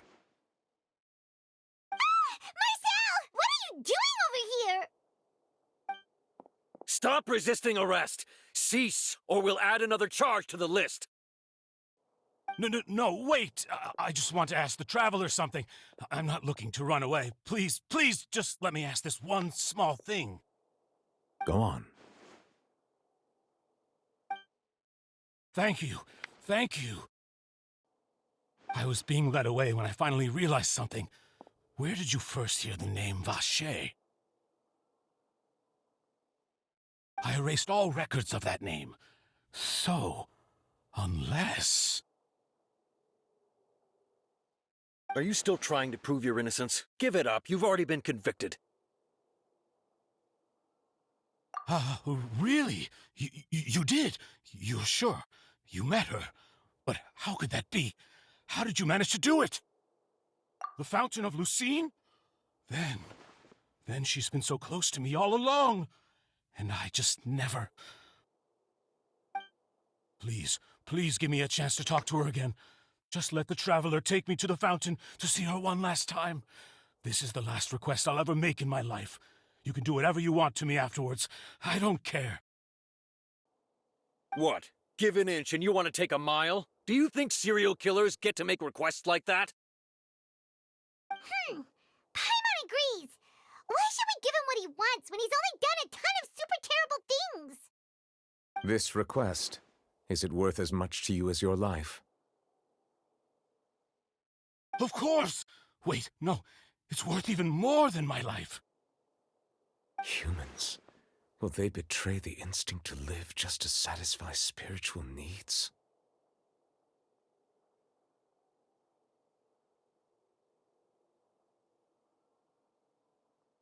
Very well.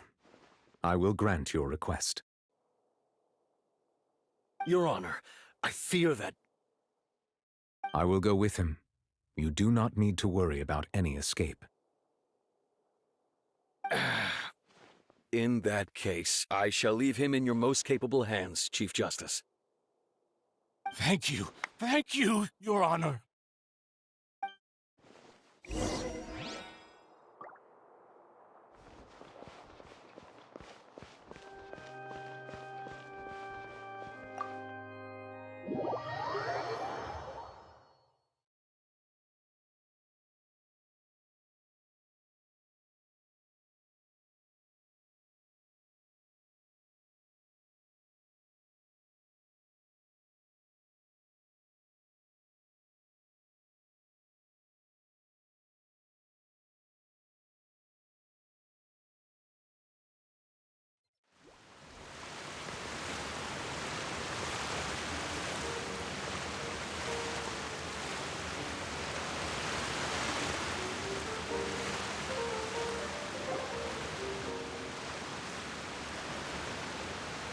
Is this the place? You said she's here, but what do I need to do to see her? Yeah, and even Paimon could hear her after drinking that thing. Didn't you just drink a lot of it on the stage as well? Oh, in that case... Vacher! Ah! Yes, that's it! So you heard it too! Vignier, it's me! It's me, Vacher! Vache? Vache? I'm here! I'm here! Where are you, Vignier? I'm coming for you. I'm finally here for you. Hey, wait! Be careful! Hey, wait!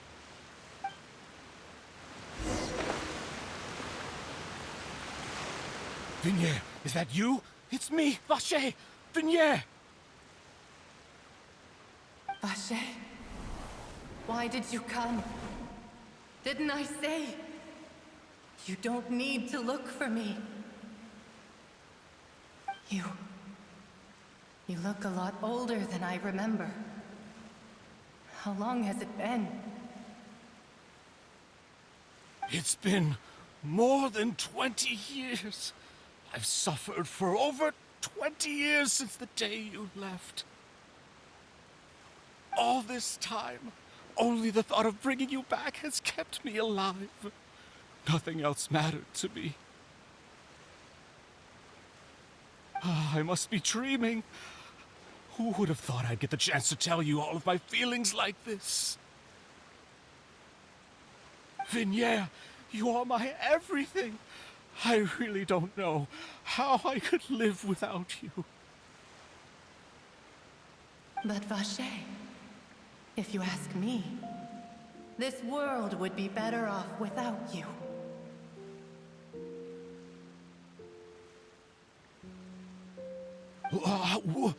What are you saying? If not for you, I would have finished my law degree and probably become a top-tier attorney one day. If not for you, I would have continued to pursue my love of the arts, and my works would have been displayed in the Palais Mermonia itself. If not for you, I would at least have been able to take care of my mother. And she would not have grown old and died alone, with nothing but the tears on her cheeks. It's all because of your selfishness, Vache. It's all because of you. You... Wait, you are not Vignier. Who are you? You're right. I am not Vignier. I am the sacrifices. Every woman who died by your hand, as our bodies dissolved, our consciousnesses flowed back to the primordial sea. Our thoughts circulated endlessly within the primordial sea, and we were no longer individuals, but we became one, just as streams of water come together in the sea. I'm Cressy. I'm Lemony. I'm Azine. The only one I am not is Vignier. Why? But then, where is Vignier? She doesn't want to see you anymore. Every tendril of her consciousness is avoiding you. This is what you get for your selfishness. Your selfishness robbed us of our lives and our futures. You said time and time again that you'd do any and everything for her. But did you ever consider whether she'd want to see you do the things that you did? If she would despise you for what you became?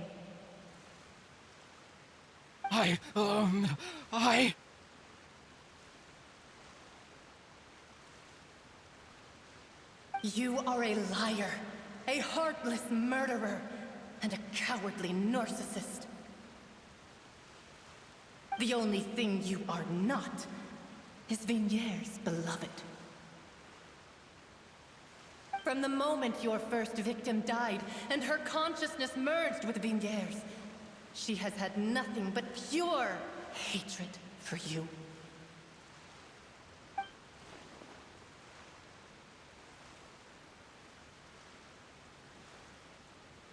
No! Yeah! She can't hate me. Let me see her. Please! Have mercy! You still don't understand. When I said don't look for me, That came from the real Vignier. She really doesn't want to see you anymore. But on top of that, she also said that because it's her final drop of pity for you. She said that because she knew that if you did come here, we will show no mercy to you. Vache. Vache? Vache. Vache! Vache. Vache! Drown.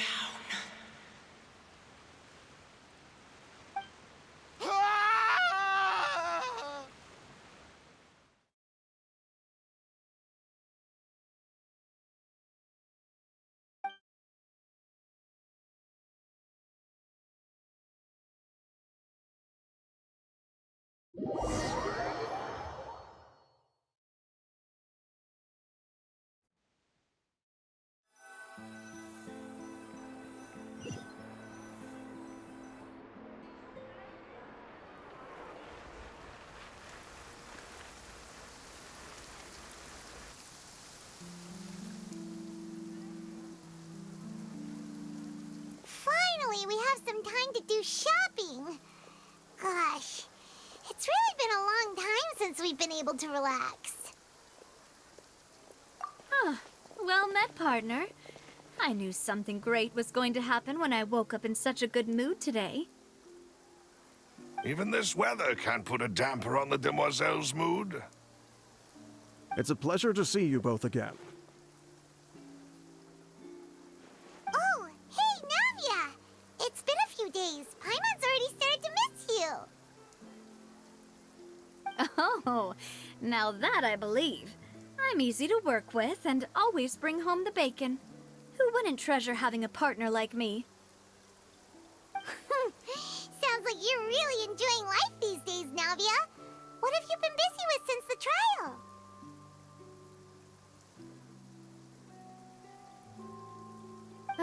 It's just been one thing after the other. I've been making non-stop trips between Poisson and the court since then. Everyone from Spina di Rosula organized a memorial for my father.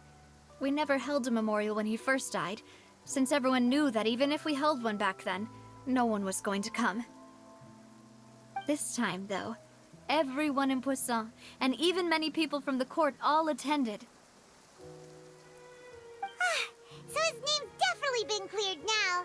That's what we like to hear. It's been the dearest wish of Demoiselle all along. That blasted stubborn fool. I was right to put my faith in him. I'm so glad I didn't give up on the case all those years ago. Oh, by the way, I ran into Charlotte just after I left the memorial service. Well, maybe it'd be more accurate to say I knew she would be there, and there was no way she'd just let me go. Huh? So you know Charlotte too? The Charlotte? Journalist from the Steambird? Yeah, way back when I first became the president of the Spina di Rosula, she was all over me. Wouldn't take no for an answer. I believe the story was called The True Heart of Darkness, Secret Tales of the Yellow Rose. To be fair, though, it was a really flattering feature. So, we've been on pretty good terms ever since. She was trying to lean on our friendship to get me to do an exclusive piece on the serial disappearances case. Oh yeah, she told us about that. She's always been super interested in that case, so now her wish has finally come true too. Anyway, I told her to make sure that when she writes about you guys entering the opera house with the critical evidence, that you both sound really cool. Now that's another thing to look forward to. We trust Charlotte's skills with a pen for sure. Oh, and in other news, I also took Clarand out for a meal. Oh, are you two on better terms now? While you were investigating Vache's headquarters, Clarand gave testimony on my father's behalf. It was thanks to her that we were able to turn the tide. I wanted to thank her. I mean, there's also no point in being awkward all the time. So we took the chance to reconcile with each other. Oh, that's great. Paimon also thought Clarend wasn't actually a bad person. It's always good to have more friends. Anyway, now that the case has finally been solved, perhaps it will slowly begin to fade from the public consciousness. Oh, actually, there's still one last thing I need to do. What is it? I should pay a visit to my father's grave and tell him the truth of what happened, as well as how it all ended. And on top of that, just how much people still look up to him to this day. That includes me, too. Miss Navia. Indeed. We want to go too! We also think Callus is a really admirable person. Sure thing. I'd like you two to share the moment with me. After all, without you, there might not have been such a positive ending. And in that case, everyone, let's be off. Considering the recent weather, we'll be lucky if we can reach Poisson before dark. Yeah, you're right. It's been raining non-stop for a few days now.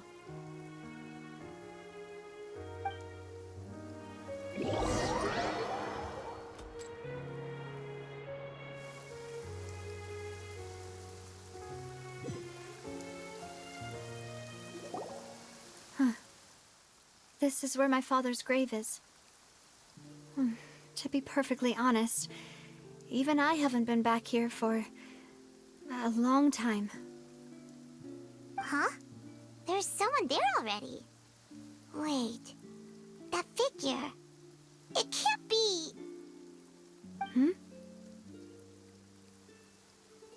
Isn't that Neuvillette?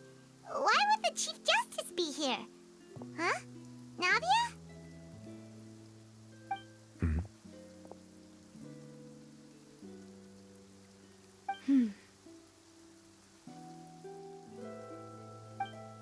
My apologies. I should have asked before coming to pay my respects. Don't say that. Sorry about that. Oh, I was trying to say there's no need for you to apologize. I wanted to show my father how much I've grown, but still, I doubt I've grown to the point that even the Chief Justice would feel compelled to apologize to me over and over. In that case, I will stop apologizing for now. You really could use some pointers on understanding human emotions, Monsieur Neuvillette. In any case, why did you come to Poisson? Well, ever since that day, I've been turning a question over and over in my head. Just what is justice anyway?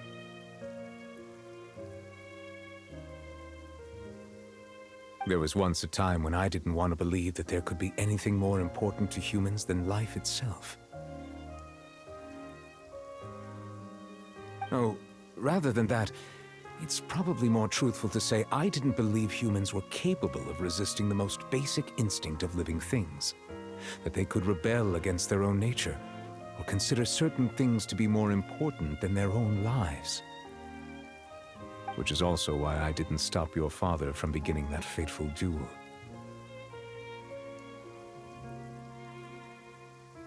I believed that a truly innocent man would never throw away his life like that. That there was nothing, should have been nothing more important than one's own continued survival. But Mr. Callus proved me utterly and decisively wrong. If not for his sacrifice, the serial disappearances case would have remained unsolved to this day. Mr. Callus made the choice he did for his daughter, for his associates, and for many people completely unrelated to him. And in the end, from a certain perspective, one could say that he did it all for the sake of justice. A justice that's higher than life itself. So, you asked me why I came here. I just wanted to say my apologies to Mr. Callis in person. I should have noticed all of this much sooner. This regret has filled me with a sadness that has haunted me for days.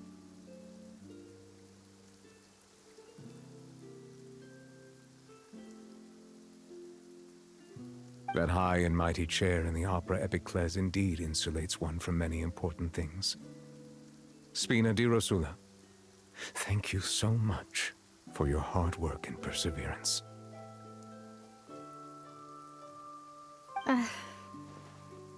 I'm sorry for being mad at you before.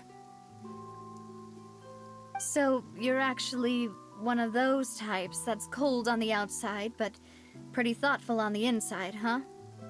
That reminds me of Silver, one of my guys.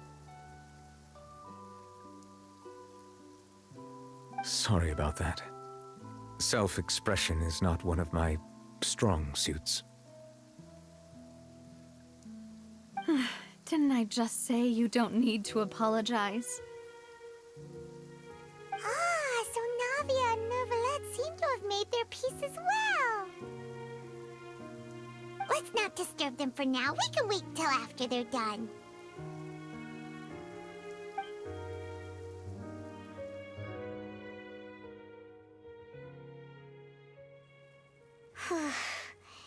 Paimon's never paid respects at someone's grave before. Did Paimon do anything rude there? Huh? Oh, Paimon didn't know that was a thing. But Paimon doesn't know what she would do if she can't fly. Oh no. Paimon hopes Miss Navia won't be too mad.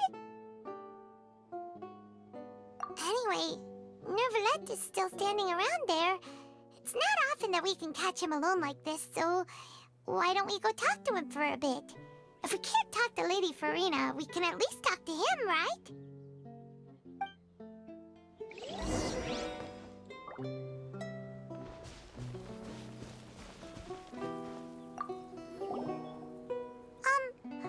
Paimon's really sorry, Navia, but Paimon did something pretty disrespectful just now. What are you saying, Paimon? I don't think I get it. Well, aren't you not supposed to fly around someone's grave? Huh? Who told you that? Hey, Traveler! Why did you mess with Paimon again?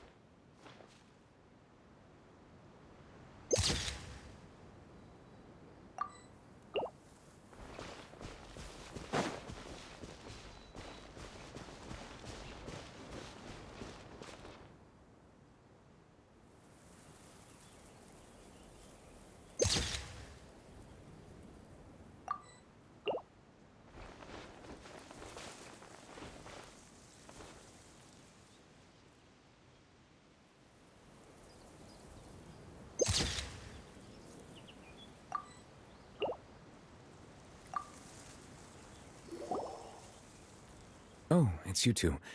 Did Miss Navia invite you to come pay your respects to her father? Mm-hmm. We ran into Navia on the streets today, so we just followed her here. I see. Then is there something that I can help you with?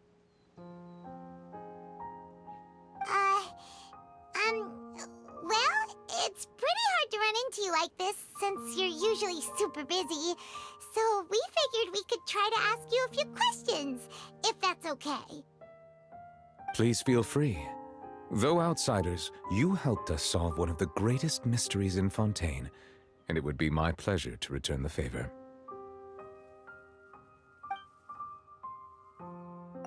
So, at court, the bad guys referred to that special water as water from the primordial sea, but what is it really? Truthfully, that name is already quite accurate. I can only surmise that Vacher and his ilk only learned of its nature and existence after extensive research. There used to be a special sea on the surface of this planet. The nature of its seawater was rather different from that of the sea we know today. Most of Tevat's life forms were first born in that special sea. You could say it nurtured much of the life on this planet. Huh. So it really was where everything began. It makes sense to call it primordial then. But today, the primordial sea no longer exists on the planet's surface. What Vacher discovered must have been some kind of special case, or a remnant from a truly ancient age. Huh. So that's how it is. Oh, you really know everything, Monsieur Neuvillette. But if that's the case, then why would people, at least people from Fontaine, dissolve in that kind of water? Indeed. Why would the primordial sea, which was known to engender and nurture life, suddenly reverse itself and devour life instead?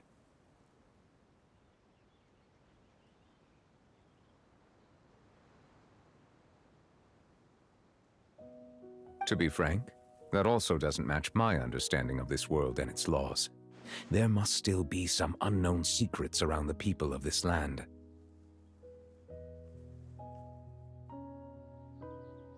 Is there anything else you'd like to ask me about?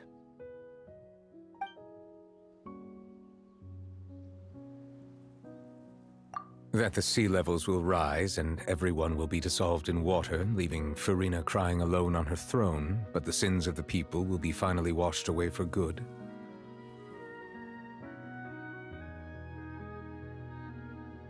Does that appropriately summarize the version you've heard? That's right! It was Linny that told us back then. And that about covers all the main points.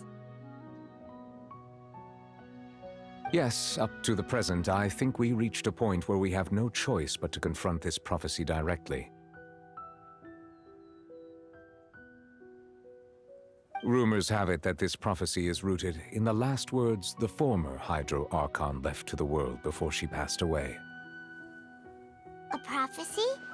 Of the former Hydro Archon? Wow. This is the first time that we've ever heard of it. Two parts of the prophecy have already proven correct. The rising sea levels and the ability of the people of Fontaine to be dissolved. We should be more vigilant and stay on the watch for further signs. Speaking of the prophecy, Farina has also always taken it quite seriously. Indeed, she has been collecting information and intelligence from across Tevat for this purpose.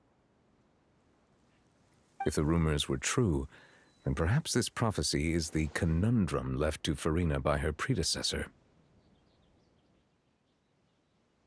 But with Farina being the way she is, can we really trust her to solve it? Is there anything else you'd like to ask me about?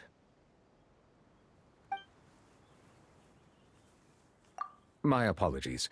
My investigation has still not reached its conclusion. However, I still believe the judgment of the Oratrice was not rendered arbitrarily. But you also said you thought he was innocent. For many years, I have been quite aware that the Oratrice does not simply mechanically repeat the verdict that I give on each case. As a divinely created mechanism, the people's unified faith in the concept of justice is integrated into it. Not only can it produce the incredible power of indemnitium, but it likely also possesses other traits, such as self-awareness. Which is all to say, I have been prepared for a situation like this for a long time. So when Lenny told us that he heard a human voice from the room where the Oratrice's core is stored... I was not aware such a thing had occurred.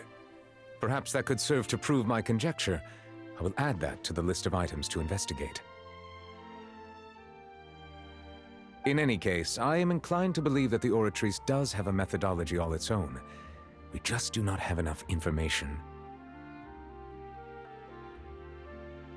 Based on Farina's reaction, I doubt even she had any idea what was going on. She managed to bluff her way through it, though, the time-tested twin tricks of bravado and drama.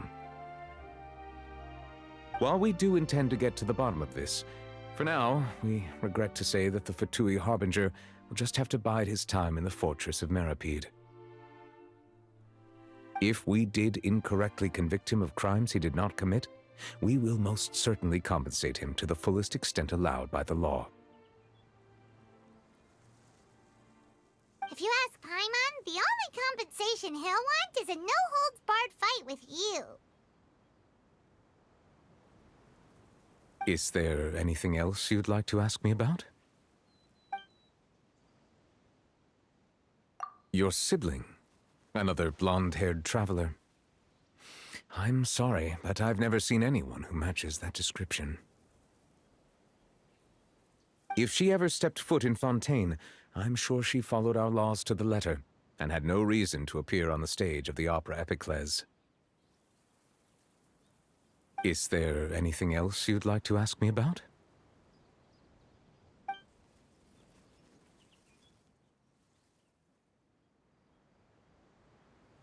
Very well. It was my honor to provide you with what answers I could. I very much enjoyed conversing with you.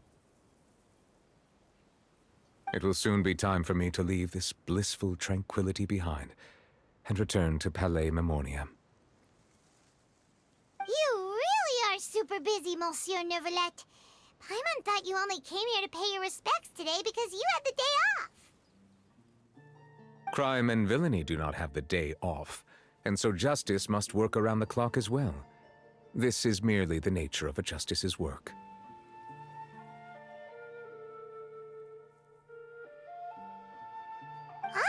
All right, you've got a point. Huh? Paimon just noticed that the rain has stopped.